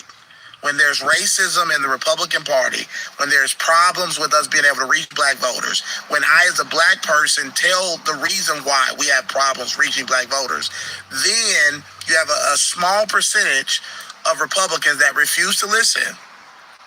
That refuse to listen to a black person telling you, okay, this is what we need to do to reach black voters. This is what we need to stop doing. Some of them refuse to listen to that. Then when you call out candidates like Fishback or Matt Walsh or Matt Walsh or other far-right people who say racist things, you are attacked as a racist because because you're allowed to call it out on the Democrat side. I wrote a book called White Lives Under Attack. I attack black people for being racist against white people, and we'll continue to do that. But there is racism on our side. When you have a candidate, whether if it's Fishback or some of these other candidates, that call people black candidates that are not DI hires. When you have people talking about black people, certain people should be lynched. I've had Republicans who are white reach out to me and said, thank you for what you're doing. Thank you for holding our side accountable. This is white Republicans. I've had black conservatives reach out to me. Pastors, thank you for holding our side accountable. I guess I'm like the one guy. I'm the Fetterman of our side then. Because I am going to tell Republicans when racism is happening. I'm going to call it out. I'm going to condemn it. I'm not calling everything. If I was a racist, I wouldn't be a Republican. I would be a Democrat. Because there's a lot more acceptance of black people. Sometimes it feels that way on the Democrat side if you listen to the lies. So I'm not going to do this. I wanted to say this very clearly. I will call out racism on both sides of the aisle when it's there.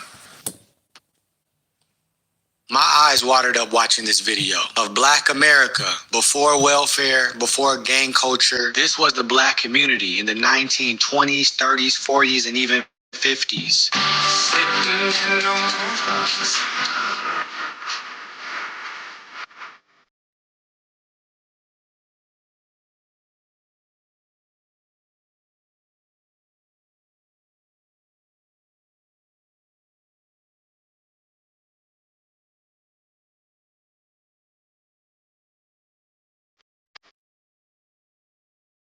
We prospered and thrived, even in the middle of segregation. Black communities and economies all around America, known as Black Wall Streets. In these communities, black people owned the land. We owned every house and every business on the land. We owned the bus lines. We owned the movie theaters. We owned the grocery store. We owned the libraries. We owned the schools. We owned the law offices. We owned the dental offices. We were the doctors. Under the philosophy of black leaders like Booker T. Washington, we focused on self-reliance, on what we could do for ourselves, building up our own communities, putting in the work, not waiting for what the government can do for us, not waiting for a handout. We did for ourselves and we thrived. We proved that with nothing we can build the American dream if only we had freedom. We have so much more today, but yet we're doing worse. Why is that? It goes back to black Americans realigning themselves from the Republican Party to the Democratic Party. This was our biggest political mistake. And ever since 1964, when we followed Martin Luther King into the Democratic Party under Lyndon B. Johnson, the black communities have been on a rapid decline. We have not gotten any better.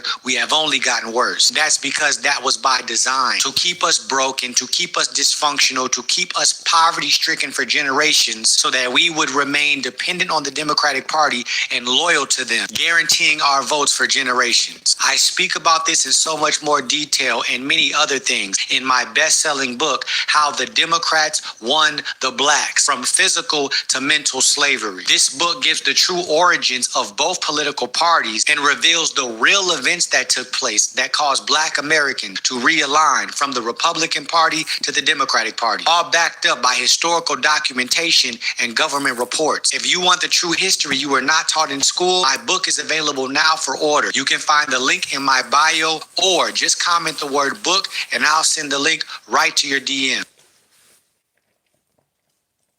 We gotta talk about this because they lied about Jesus. Here's what really happened. First, comment below if you think you know who that is, but don't cheat. Comment below in 3, 2, 1. All right. What if I told you who most people worship as Jesus isn't really Jesus? I'm not talking about a conspiracy. I'm talking about a spiritual fusion, a devouring, one that rewired 2,000 years of belief, and no one noticed. Jesus is Yahweh, but Yahshua is not. Listen, in abstract history, gods are not myths. They are real metaphysical intelligences or proto-minds, more specifically their spirits, collection of attributes that remain the same across time and change, but... Let's stay on topic.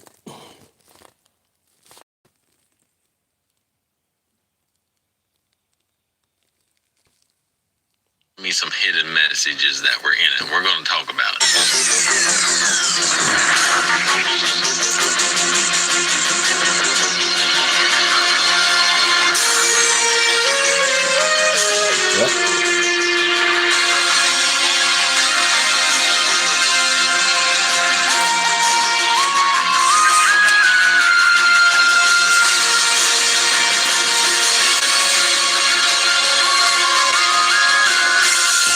First thing that we see is 1 + 1 + 1 = 3. I believe that this is the Trinity. God the Father, God the Son, and God the Holy Spirit. They win in the end. And we see deception, and that's what I've been talking about big time on my pages. There's a deception coming like we've never seen before. It's going to be in the form of an alien invasion or something like that, and they're going to try to make it look like it was aliens, but in all reality, they're fallen angels or they're demons. Amidst this chaos, Trump right here addresses the people one last time and lets them kind of know everything's going to be all right. There's portals being opened all over the White House, and this guy Chuck Schumer is a humanoid robot. And then at the very end, you can see the dragon, but the dragon's head shaped like a donkey. I believe that this is Satan, and it's telling us that he's controlling the Democrats for right now. The devil, the dragon, is chasing Trump and J.D. Vance in their spaceship. But what I'm picking up from this is God the Father, God the Son, God the Holy Spirit, the Holy Trinity. God wins in the end. There's a great deception that's coming. They're going to try to make it look like an alien invasion. This Antichrist is about to rise. Portals opened all over the White House, and I think the leaders of the White House aren't who we think that they are. I can't go into too much details of that on here, but the Bible does tell us we wrestle not against flesh and blood, but against principalities, against powers, and against worldly governors. Here it's telling us our worldly governors aren't what they seem to be. Princes of the darkness of this world and against spirit. I believe that Trump really is sent to us by God, and he is fighting for us, and that's why he's got this dragon chasing him in this video. He knows, but I feel like this video helps confirm that there's a deception coming. We see the aliens. We see all the signs of the alien files and everything that they're releasing about the aliens, and now this video of an alien in. And they're trying to tell us that they're coming back. They're trying to tell us that they're coming. They're trying to warn us of this deception, and this is the only way that they know how to do it. At least the alien files let people look through them on their own, releasing little videos like this, and people start to get desensitized slowly. When this deception does come and this Antichrist does rise, do not believe him. He's going to pretend to be the Messiah. He's going to pretend to be God. He's going to have all power, false signs, and wonders given to him. They're given to him by Satan, and he's working in accords with Satan. The Bible already warns us the deception comes first, then Jesus. Jesus already told us, referencing himself, if they say to you he's in the desert, don't even go out and look. If they say he's in the inner rooms, do not believe them. He said, see that I have already told you this before it even happens, so that you don't believe them when they try to say that I'm here. Jesus isn't going to come back to this earth as a man to rule. He already told us once his kingdom is not of this world. When this Antichrist comes pretending to be the Messiah, pretending to be God, trying to establish a kingdom down here on this earth, you already know it's not Jesus.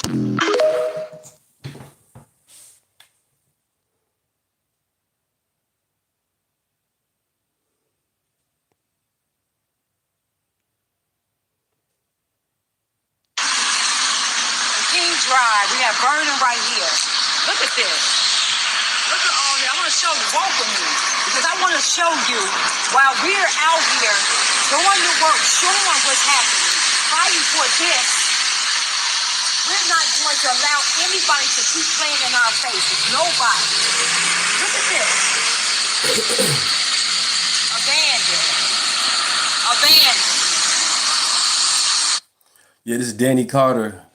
I think she's a leader or the co-founder of Chicago Flips Red. She also, I believe, also be running for mayor. Well, it says it right there on the side. She's running for mayor for Chicago. Yeah, vote red. She's running for Chicago for mayor. I want to take you around and see what our community looks like. Nobody's addressing. Look at this. Well, Scott Black, what's up, man? How you doing? Abandoned. No business at all. No economic development at all. There's no way these businesses should not be open. And these are big buildings. I ain't no small business, it's big. Multiple places can be used. It's crazy. It's not open. Money right there. We were right here on 61st and Queens Drive. In the rain.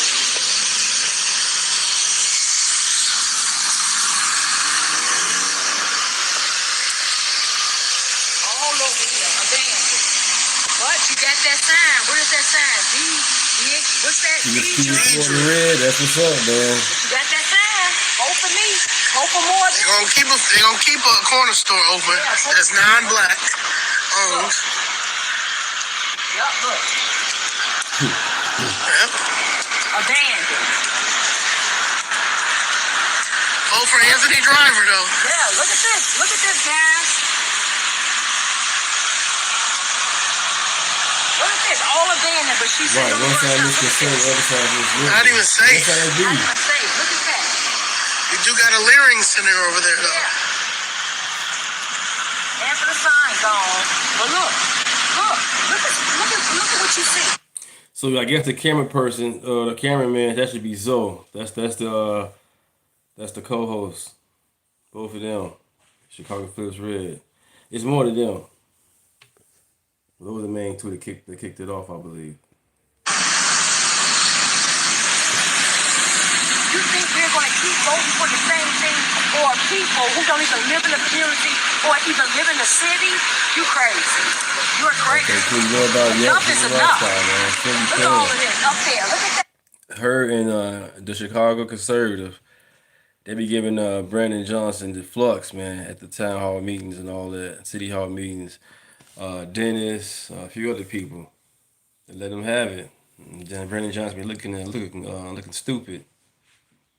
I'm like, dude, say something, blink. He looking all weird and shit. They be giving it to him.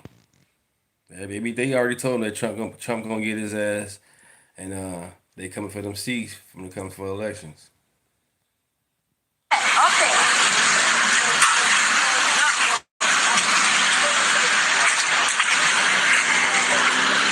This is where we're at, guys.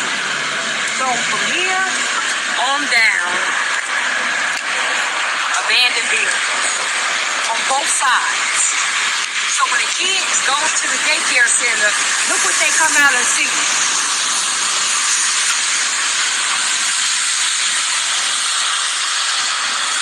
And then they normalize, they normalize their communities looking like this. When the kids go to the daycare, look what they see when they come out, and this is what's normal to us, or to them, that you want us to normalize. Look, another sign. Right, we learning shit.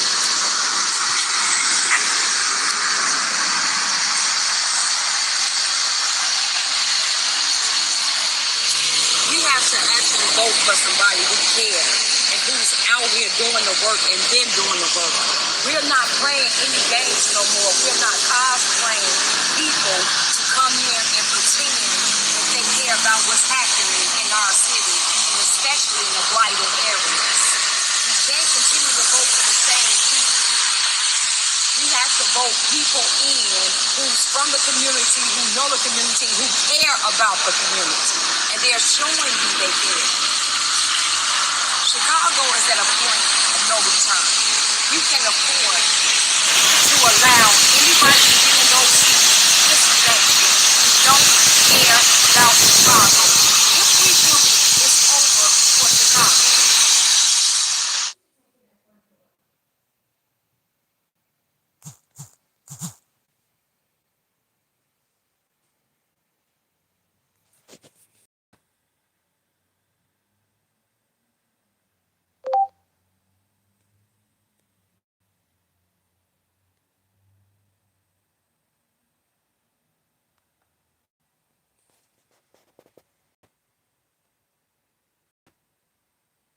A stolen Dodge Challenger Hellcat hit I-10 near the Beltway. Its supercharged V8 roaring past 130 miles per hour. With 707 horsepower unleashed, the chase was on, and cops knew they were in trouble. It's actually trying to catch up with us. I have an idea for the black community. I think you guys should get into NASCAR. And I'm not laughing or joking when I say that. Now, yes, I do always preach that black people should steer away from the entertainment bracket and stuff like that. But guys, hear me out. I mean, we can't deny that black people definitely know how to drive, okay? They definitely know how to drive better than other certain groups of people. I'm not trying to make it a race thing like that. And if we see these high-speed chases, that these, you know what's be getting in, look, even though they're causing a lot of chaos and stuff like that, the skill, you can't deny it. I honestly feel like NASCAR is just the way to go. Now, I do know that there are probably some black NASCAR drivers, and then, you know, Brandon Johnson, he supports NASCAR too. But my thing is this, ladies and gentlemen, I think young black men should definitely get into NASCAR driving. I damn near think I might try it. Because it doesn't hurt to try new things, ladies and gentlemen. Like I said, I'm not going to be negative on this channel all the time. I'm going to definitely try to speak some positivity as well. Not just the bad things that happen in the community. I'm going to definitely try to, you know, put out other ideas and stuff like that. You know, you never know. Now, I don't know the process of becoming a NASCAR driver or anything like that, but look, if you trying to do the dash on the cops like that, if you're trying to be a getaway driver or thing like that, just please consider this video, okay? Instead of me doing the dash and potentially going to prison, how about I do the dash and try to win first place and actually be remembered for something good. Stay safe out there, ladies and gentlemen. God bless you. If you guys enjoyed and want more videos like this, please hit the like and subscribe button. Don't want to miss future videos. Hit that notification bell. And if you guys really are feeling generous, please become a member down below. Mr. Chicago Conservative, we begin. Welcome, sir. Appreciate that. Hundreds of people right now, Martin Luther King Jr.'s historic march through Marquette Park 60 years ago. Joining us live right now from Chicago is MS Now reporter Maya Eaglin, and she is with the mayor of the great city of Chicago, Mayor Brandon Johnson. Maya, take it away. Oh, God. Brandon Johnson cannot stop it, ladies and gentlemen. He wants to be a civil rights leader so bad. And guys, I am just so sick of people continuously talking about all of this honestly irrelevant garbage that has happened so long ago. I mean, look, don't get it twisted. There were black people that were actually experiencing oppression and racism, and I will never take that away. But my thing is, we're not going through that now. I would actually say black people are actually way more racist than white people. And, you know, other races out there. But like I said, I digress with that point, and this is all Brandon Johnson have. What are you marching for? We did that already, and it accomplished nothing. It's like, all you guys do is just add fuel to the fire. To me about the folks who might see this and think the civil rights movement was so long ago. Those problems don't exist. It was. Girl, shut up. Our society today. What's the conversation that you're having with people who might have that mindset? Well, as many people know, the economic wealth gap between those who have and those who are struggling has widened. And so in some regards, certainly there's progress that has been made, but in many regards, there are still clear disparities that exist. When we talk about... Like what, buddy? You can't force people to work. Black people don't want to work, man. I look, I'm not going to say black people. Niggas don't want to work. What do you want me to say? They want to be on government assistance. Like I said, I still know people to this day that are on government assistance. And they've been on government assistance since I was like 2 years old. I'm knocking on 30, pal. You do the math. So my thing is this, dude. You can't sit up here and get mad at a certain demographic because they prioritize financial literacy. Knowing how to save their money and invest their money, you cannot get mad at another group of people for that. Do you see white people getting mad at Asians because they're more smarter than them at math? Oh, we just hate those Asians because they are just so good at math. They're not envious of those people. They're going to try to work harder to do better. But when it comes to the black community or not the black community, but you guys already know where I'm going with that. They always want to make it seem like it's someone else's fault besides their own. Look in the mirror, okay? Take a good look in the mirror and realize who you are. You don't do anything. Are we missing anything? You don't do nothing. It's called a job application. You know, when you work, you get money, then you get taxes. In the beginning of the year and stuff like that, you can save those, save up, get a car, and then you can eventually get a house and start getting your life together. But, that's just non-existent to some people. Some people just want the link. Some people just want the Section 8. And they're comfortable. Employment, particularly amongst the black community. When you think about the ICE raids that have been moved by the Trump administration, these are some of the same attacks that people have experienced. Bro, what? See, mod on.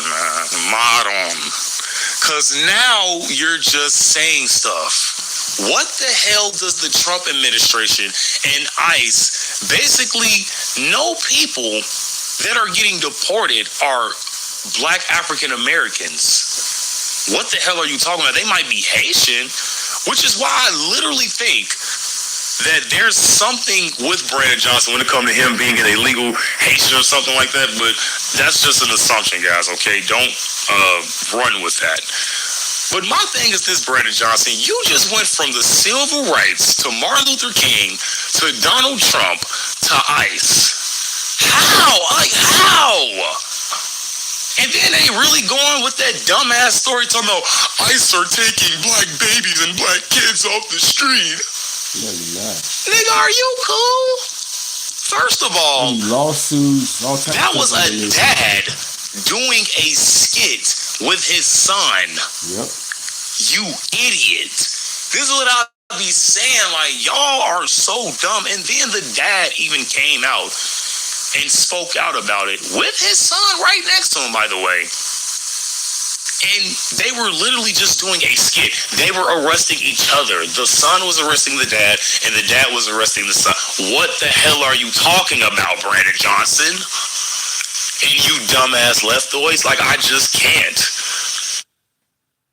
The civil rights movement. And so now the Trump administration is going after voting rights, right? So all the gains that we made, the Trump administration is working to roll that back because he's intimidated by the hope and the aspirations of working people. And that's why it's going to continue to take working people across this country. First of all, how is he getting rid of voting rights? They shouldn't have voting rights to begin with. Are you forgetting that part? Because you guys do realize 27 out of 50 states don't require a photo ID to vote, right? So yeah, they can just go up in there and say, my name's and yeah, you can just vote for the next president of the United States. Like, what? What are we doing here, dude? They shouldn't have any rights to begin with, Brandon Johnson. So I don't know what you're going on about. I don't know whose voting rights are being taken away. Because if you're a natural-born citizen in the United States, you should have the right to vote. And if you're a man that's in the selective service, which women don't have that, women don't have to get in the selective service, but men do, which is a whole nother conversation. But yeah, if you're a man in the selective service, I do believe you can vote. So what are you talking about, Brandon Johnson? Everybody has to go through this if they're legal. Here to really just reignite the freedom movement to ensure that working people have fair housing and public accommodations and good paying jobs. And that's why I've introduced a PRO, the Protect Your Renters Ordinance, to carry on the legacy that Dr. King prophesied and believed that if we can do it in Chicago, we can do it anywhere on the world. What does that even mean? Let's go back. and good paying jobs. And that's why I've introduced a PRO, the Protect Your Renters Ordinance, to carry on the legacy that Dr. King prophesied and believed that if we can...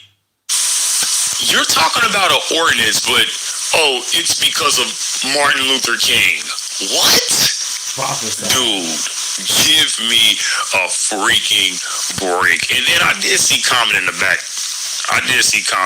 Man. Man, this is just absolutely stupid. Wants to be a civil rights leader so bad he literally can't help himself. Chicago, stand with me! Martin Luther King, Reverend Jesse Jackson, and Brandon Johnson. You're just gonna throw your name in there like you're just one of those. Like, dude, first of all, you are an idiot. Keep bringing up the past like that's gonna help black people's problems. You think bringing up Martin Luther King and all that is gonna get black people off Section 8? Because you do know that's the issue, right? Black families don't prioritize financial literacy. I don't know what else to tell you guys. We don't teach the black community how to save. We don't teach them economics. We don't teach them nothing. They're supposed to be learning stuff in school a little bit. Because I had an economics class in senior year. Passed with A's too, like every year. Well, no, I'm lying because I missed. I think I had like an 87% more one year. That's what I digress, but that's my thing, ladies and gentlemen. We have to prioritize stuff like this in the black community, or we will not win. We will never win financially. And I'm not just talking about black people, because there are a lot of white people that are on Section 8 and Lincoln, Hispanics as well. I'm just speaking for the American who feel like they just can't get out of that hole when it comes to finances. If you apply yourself, if you're an able-bodied citizen, I should say, if you apply yourself the right way, present yourself the right way to the world, and if you have a great attitude about it, and if you are ambitious and optimistic about things, you will do good in life. Who's gonna give somebody a chance in life to work for a company or try to, do any type of business with them if they're like this all day? What you looking at? What you looking at? Give me something. Like, who wants to work with people like that? Not me. I'm gonna tell you, get out of here now. And don't come back. So, like I said, ladies and gentlemen, there's just a lot of stuff that's wrong with the statement that Brandon Johnson said, and he knows that this stuff doesn't work anymore. People caught on to this crap. It ain't Martin Luther King ain't going. It's honestly an episode on the Boondocks. If Martin Luther King was alive. Let's talk about the one post-credit scene in Spider-Man brand.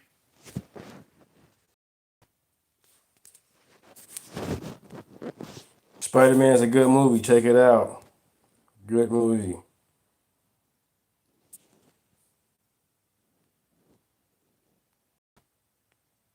Donald Trump was right. He promised them that they were going to see their country destroyed. It's in fact what we're seeing in real time here as we watch all of this migrate Spain, into Ceuta, Spain, 60,000 people coming in. 60,000, I repeat, into a town of 80,000 people overnight. It's just unbelievable, unprecedented. I don't think we've ever seen anything like it. I mean, unless you want to go back to the Crusades and, the 7-Eleven and that sort of thing. Mr. President, killing you. He won't talk to GDs. He's killing your country. He won't talk to us. And not him. I mean, we'll have to see. I know Starmer did very little about it. And they're coming from all over the world. They're coming from Africa. They're coming from South America. They're coming from different parts of Asia. And they're invading Europe. I mean, they're invading Europe. It's an invasion. And the UK is a prime suspect. Okay, so he's really taking aim at the UK because it's one of the countries that he so specifically spoke about urgently, telling Starmer all the time, you got to fix it, you got to fix it. Starmer eventually was out, but he's told Spain as well. And, Spain, what do you do with Spain when you get a nut job running the thing? But, the UK is a great example. They were supposed to have been out in front of this, right? The UK was supposed to have stopped all this. As Nigel Farage pointed out today, he did a little video I want to show you because he's like, wait a second, this is what Brexit was supposed to be about. And yet here we are again, and you're going to have all these people coming in to Europe? And how are we protecting ourselves? How? It's time to wake up, everybody. No, I really mean it. Just have a look at these scenes. This is happening today in Ceuta, the Spanish enclave in North Africa. Yep, it is Spanish territory. Tens of thousands, maybe more, breaking in to that little part of Spain. The authorities seemingly powerless to act. Some of you might remember a poster I put out 10 years ago called Breaking Point, where I showed vast numbers illegally breaking into the European Union. I made the point that if we vote for Brexit, we'll have the power to stop those people coming here. Sadly, the Tories failed us, Labour have failed us. Believe me, unless we get a reform government, those scenes you're seeing in Spain today, many of those young men, lots of them dangerous, will be heading towards Calais and coming to our country too. It is time to wake up. This is a battle for the future of our civilization. I can't put it any more plainly than that. Certainly feels that way, doesn't it? Certainly feels that way. And we've been through it, have we not, for a battle for our civilization? I mean, do the Democrats want us to be Spain? Do the Democrats want us to be Europe? I think sometimes they do, actually, in more ways than one. Socialism being a prime sort of baby for them. They just love. They never met any kind of tax that they didn't just love, right? So now you've got a situation where we see all this unfolding, and it kind of reminds me of back in the day when we were seeing something very similar during the Biden administration, and the DHS secretary was like, calm down, nothing to see here. This is my Orcus. Remember when we were in the throes of it? That the challenges at the border are very complex and dynamic. All right, well, I'm going to take from that if you can't answer yes, then the answer is no. That is not true. All right, so then you're saying all nine are secure. It is my testimony that the border is secure, and we are working every day and night, to increase its security. Yeah, day and night to increase the security, and then you see this, okay? You see this. That's what we were up against. Wow. That's what we were up against. And, you know, you've seen the images. There's a ton of them. They look a lot like what you're seeing in Ceuta, Spain. And you just gotta say, is this really what would have happened to the U.S.? Are we still in jeopardy of having this happen to the U.S. every time I turn another debate on with some socialist ranting and raving here in the U.S.? What do I see? Them talking about how we need these open borders and how they're going to get rid of ICE. And it's like, guys, no, in fact, Trump is doing the opposite. He came out just yesterday very proud that he's ended the 24,000 driver's license for any migrants that couldn't speak English or were here illegally. Listen to this. Last year alone, illegal aliens with commercial driver's licenses caused at least 30 deaths and many, many very seriously injured. As president, I made it our official policy to enforce English language requirements for truck drivers and support American truckers on American roadways. We've already removed more than 24,000 non-English speakers from behind the wheel. We've also forced states to cancel more than 28,000 commercial driver's licenses unlawfully issued to illegal aliens. They were given illegally. As we get illegal aliens off the roads today, we're also taking action to replace these unqualified migrant truck drivers with highly qualified American veterans. So, in other words, he's warned the EU, he's warned the UK, he's warned Italy, he's warned Spain, not that Spain ever listens, but he said this over and over and over again, and yet none of them are really listening. As for the US of A, I would say, yeah, he warned us, right? And he's back in the Oval Office in part because people were so upset about all this. I want to go to a new poll that's coming out here, CNN reporting that Democrats really are overwhelmingly identifying less and less with the Democrat Party. These are the independents. This is kind of important to consider because in light of these pictures coming to us overnight in Ceuta, Spain, in light of what we've been through on our own border challenges here ourselves, I think this is kind of relevant. Here we go. I think there's this idea perhaps in Democratic circles, oh, they're coming in from the outside. No. The call is coming from inside the House. It's your own voters. I mean, just take a look here. Voters identifying as Democratic Socialists. When you look at self-identified Democrats, and we're talking about voters, we're talking about 41% of self-identified Democratic voters. It's not coming from outside the tent because just 20% of dem-leaning independents actually identify as Democratic Socialists. These are Democratic voters. These are people who voted for Kamala Harris. These are people now where we're talking about a little bit more than 2 in 5 Democratic voters who identify as Democratic Socialists. Okay, so he's saying 2 in 5 Democrat voters identify as Democrat socialists. But what's really important to know is that when you get to the independents, no one identifies as a Democrat socialist. Okay, so, this may be playing in some European circles of the Democrat Party, but not overall in the Democrat Party, nor in the section of independents that often decide these elections. So I would just say, again, all of this stuff is linked. I suspect that this was deliberate. When I look at what is happening, when I look at the scenes coming to us out of Ceuta, Spain, and I see Sanchez up there trying to sing a song and dance about how, he didn't... trasladar dos consideraciones previas. La primera de ellas es He didn't think this should happen. hemos mantenido a través de la delegación de gobierno aquí. And here he is speaking in Spanish, but basically the gist of it is that he's going to put all his resources, all his government against this, and he's going to make sure that this autonomous city of Ceuta is in fact staying autonomous, and this invasion, he talks about it being really them trying to conquer the territory, is unacceptable. But here's my question for you. Who is this guy? Because this is the guy that the Iranians were thanking when they sent their first missile out over drone, into Israel. They had a thank you note addressed to little Pedrito Sanchez on there. And so when I look at the horrors that are transpiring, and they are horrors.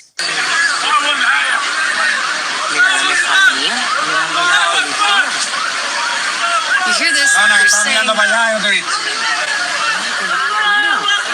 Allahu Akbar is one of the chants they're giving us as they make their way into the Spanish territory of Ceuta. They're screaming out Allahu Akbar, they're screaming out Viva España, and I'm thinking about little Sanchez, because Sanchez is the one who invited them all. And he's the one that the Iranians absolutely positively love. I mean, the Chinese loved his predecessor. In fact, Huawei got built into the whole 5G system in Spain because of it's reported a corruption situation between this guy on the screen, Pedrito Sanchez, this guy's benefactor or mentor, and China. I'm just trying to put 2 and 2 together here, okay? So think about what's transpiring. Think about these people coming in. Think about how Spain has refused to do what it needs to do for NATO, refused to even recognize that it has borders. It's just invited everybody in and then turns around and says, well, gosh, what's going on? Can't believe this is happening. Well, don't look at us. We're the ones that told you over and over again. And we told you got to actually pay up and contribute to NATO. And you gave us the middle finger. Right? Remember this? To Spain. Spain is a wasted cause. We don't want to do any trade business with Spain anymore, by the way. I'd like you to cut it off. Spain is a terrible partner in NATO. They don't participate. They don't pay. I don't want anything to do with Spain. Cut off all trade with Spain, please. Including visits. Okay, we don't want anything to do. Watch them come running back. Oh, they'll come running back. They treat. It's very interesting. Did you hear him say including visits? So that's travel. This was just a couple of weeks ago at the big NATO meeting. And there's some talk that Marco Rubio and the State Department, they were already very clued in to the challenge that would be Ceuta, and they considered that a territory that was very vulnerable to an invasion from this Moroccan Muslim population of young military-aged men. And you see the president here, actually, he's looking off camera, is the Treasury Secretary Bessent, and he's telling Bessent, we want to cut all trade. And he said travel. And I think that's interesting because as we began the show and we were talking about Marco Rubio and possibly suspension of travel with some of our European friends, specifically the ones out of Spain, and the challenges and controversy that would cause because, you know, you got Spain, you got the whole EU, it seems. They might need to be looking at separating themselves or taking Spain out of the equation and rethinking this entire agreement. But let's just go back and hear the rest of it, because he is threatening to cut off trade with Spain and he is threatening to cut off travel. This man terribly, and this man's a good man too, great man. They're lucky they have him. But Spain doesn't agree to anything, and you shouldn't carry him. I mean, you sort of automatically carry because you're protecting an area, so they're there. So they probably figure they have to protect us, right? But we don't have to. We don't have to trade with them. I don't want to do any more trade with them. All right? Yes, take it immediately. Don't even talk to them. They're hopeless. Bad people, because, you know, they have everybody else going and paying and working. And Spain, in particular Spain, there are a couple of others, but in particular Spain, they're open about it. They're hostile about it. And let's see how hostile they remain when they call up and they, please, we want to trade with you, sir. We want to trade with you, sir. They make so much money with us, and we're going to see that they make a lot less. I want no business with them. Well, you might get that sooner than you thought. All right? No business. Cat Crazy Sam pointing out so many, meaning so many people, so many migrants, so fast, so organized, so planned. I got to tell you, it is organized. It is planned. Let me show you. I think I have some video. We've got trucks that were filling up with people nearby the border. And in little towns, roughly 45 minutes to an hour outside of Ceuta, they were filling these trucks with people. Look at this. We'll get to these pictures. Do you see all the people in those trucks? And they were literally driving them to Ceuta. So this didn't just come out of thin air. And again, I would repeat that Marco Rubio, I am told, was very aware of this threat in Ceuta, has been very focused on this threat in Ceuta. And I think when I consider what the president was saying at the last NATO meeting and his disgust overall for Spain, and suggesting not only would we cut off all trade with Spain, but he was also suggesting looking at cutting off all travel with Spain. These are actually things that, you know, I think they were very aware of. And these, you know, this administration, they weren't born yesterday. They are no dummies. And I think they were worried and concerned about this for some time. Again, when you look at this and you realize you've got 60,000 people, somebody had to get them there. Somebody had to get them to the border, and they did. Somebody had to transport them. Somebody had to select them. I mean, again, lots of young men, young military-aged men. I know we keep saying that, but it's not like this is a refugee thing with lots of women and kids. This is not refugees. This is like something that's very planned, which has me saying, okay, how much did Pedro Sanchez actually know about this beforehand? Because he is the guy that said, hey, we'll give you amnesty.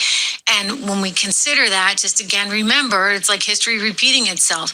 History repeating itself. It's one of the reasons why we love to study history. I've always been a student of history. It was my specialty in school. I like economic history especially. But the Moors conquered Spain in 711, and they conquered it literally through this exact same area. The exact same thing. And it took Spain 800 years to get its country back. And one of you guys was saying, where is Ferdinand and Isabella when we need them? And I'll tell you, that's well said, because it didn't actually come back under Christian rule until 1492. And so you're going to just throw it all away? You're throwing it all away? It's what it seems to be happening when you look at these pictures and you see your beaches getting flooded with tens of thousands, 60,000 people overnight. I've never seen anything like this. I've never seen it. I mean, the closest we've seen is some of the stuff that we saw at our own border, but it wasn't quite like this. Not quite like this. So they're going to have to, we have to think about what is our relationship with Europe under these circumstances when we learn that they're basically, sending all of these people in. filling trucks at the border, sending them in a very sort of controlled and designed way.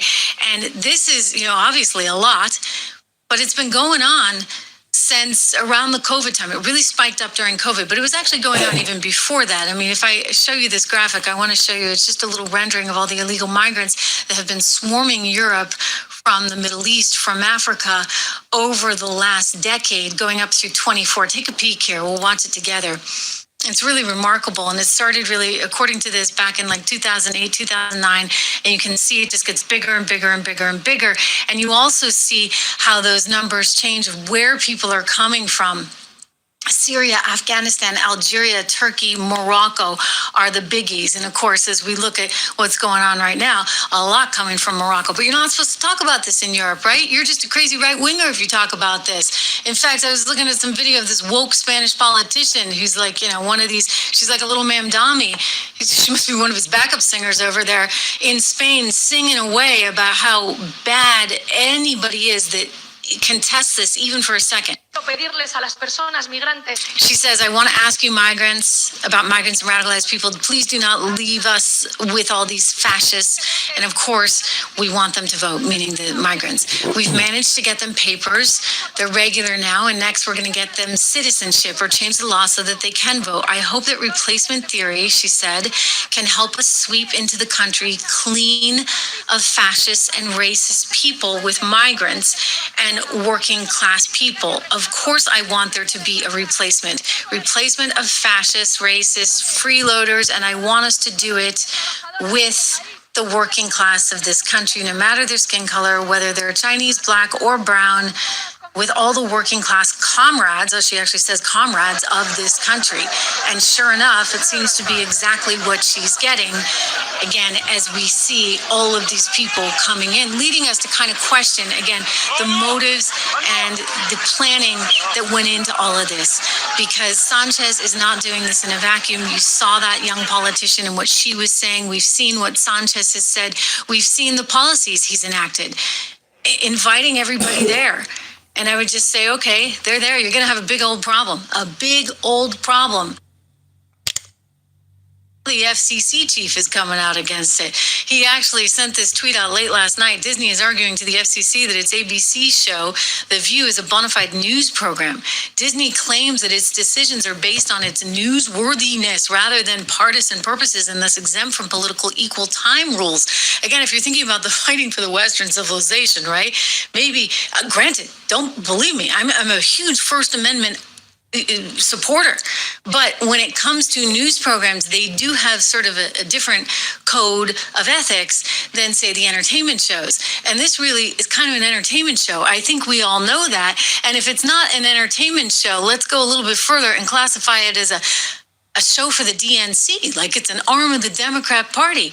I want to show you what the FCC tweeted out. This is Brendan Carr put this one out. And hey, you judge, you tell me, is this really a bona fide news program or is this a political op?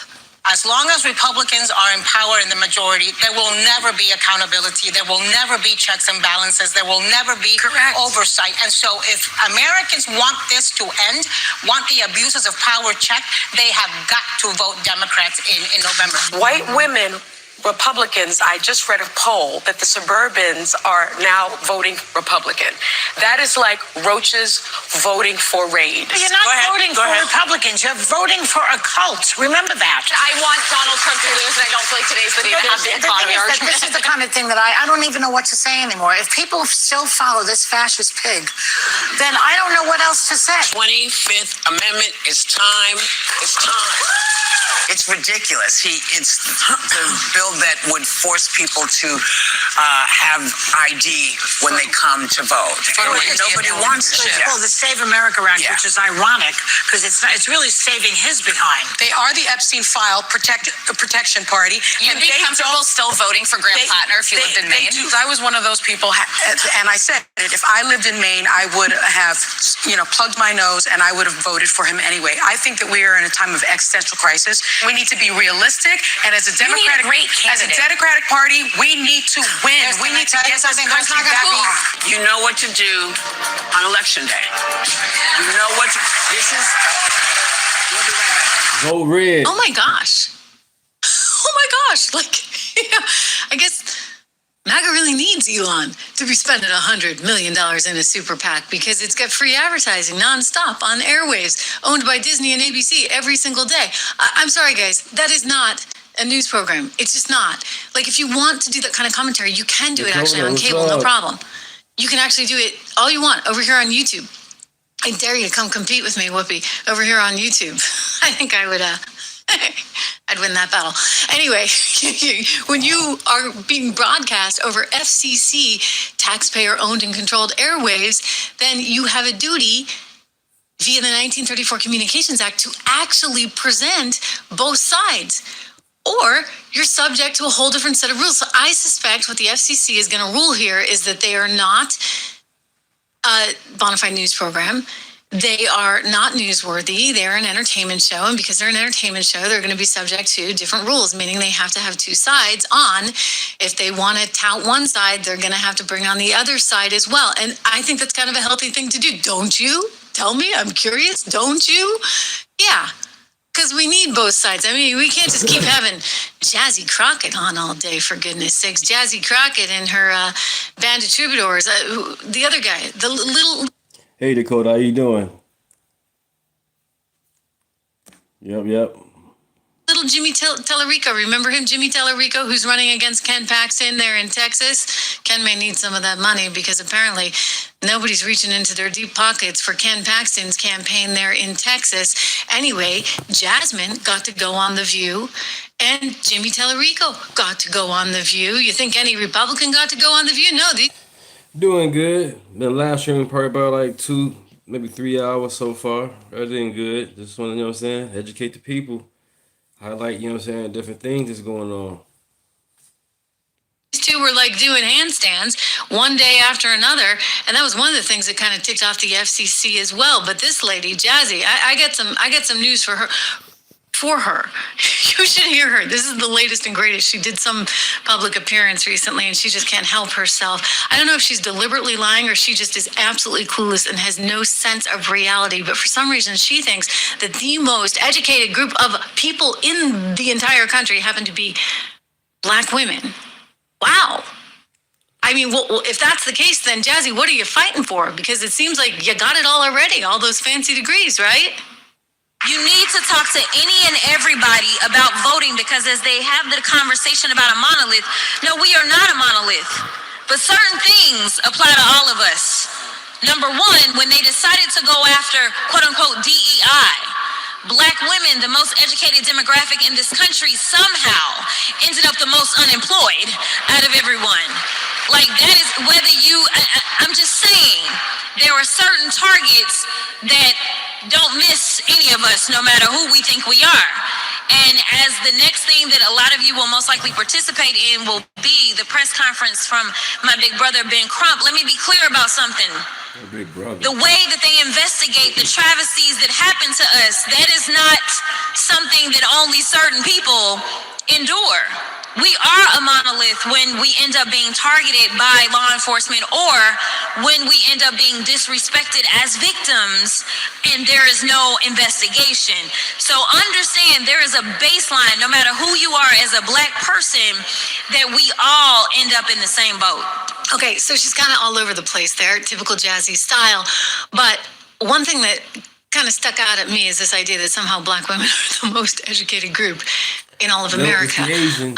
So I think actually, Jazzy, it's Asian Americans that are the most educated group. And I would bet you that Asian women are more educated than Black women.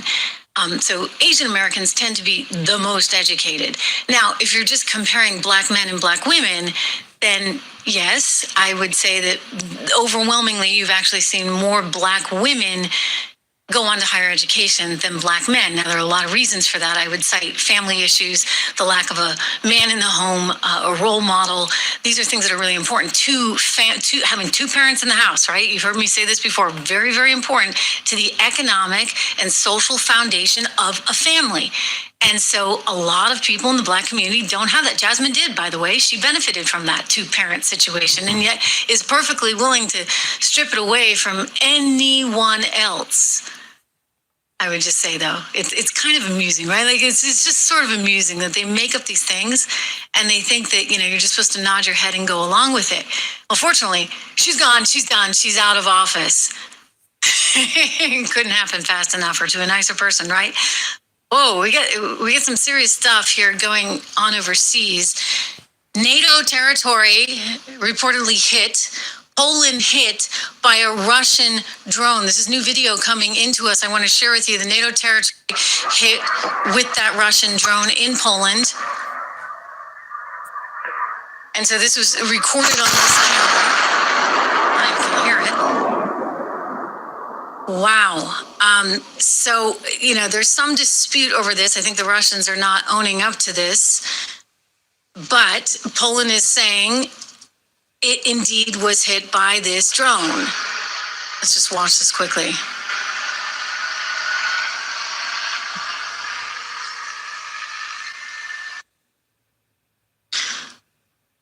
Okay, so again, that's coming to us from Poland. Actually, was there a little bit more there? Let me see. Yeah, take a look. So these are the drones. You can see the video of the drones. They're in the air.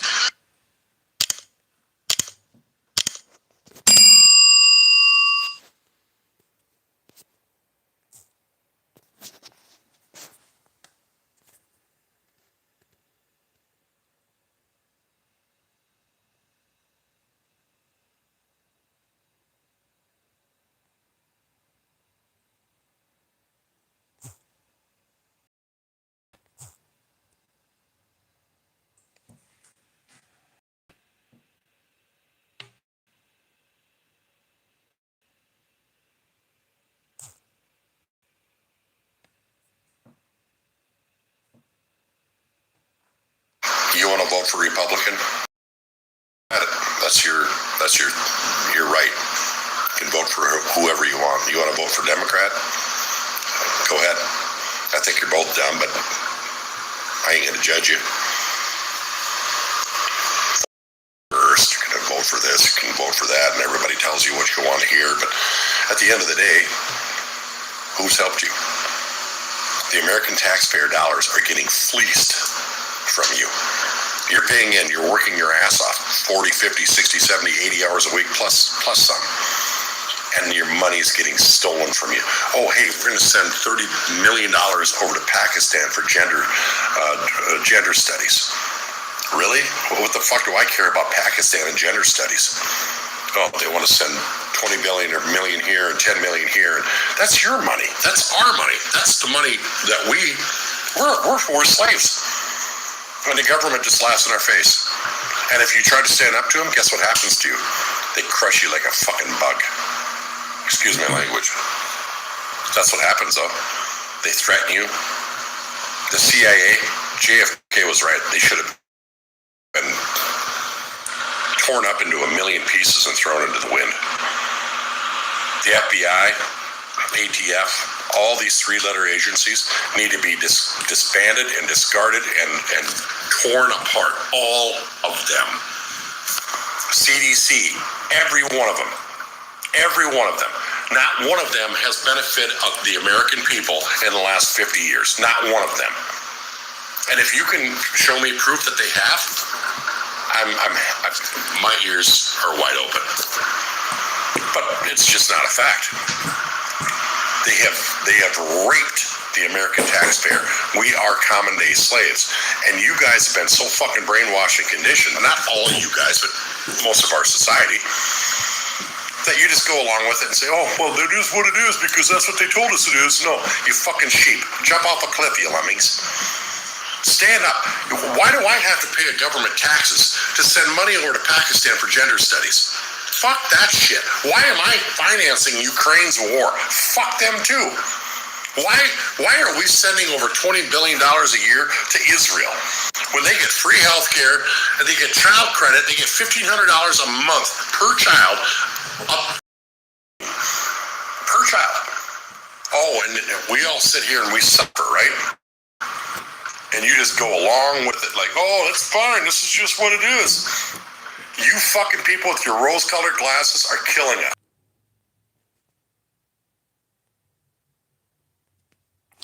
Sorry about that, guys. I'm gonna go ahead and get up out of here. I should party later on today, probably, but if not, I'll be back tomorrow with you guys. Appreciate you guys. Blessings, blessings, blessings. Sorry about the in and out with the connections. Apologies on that. Like, share, and subscribe. Thank you.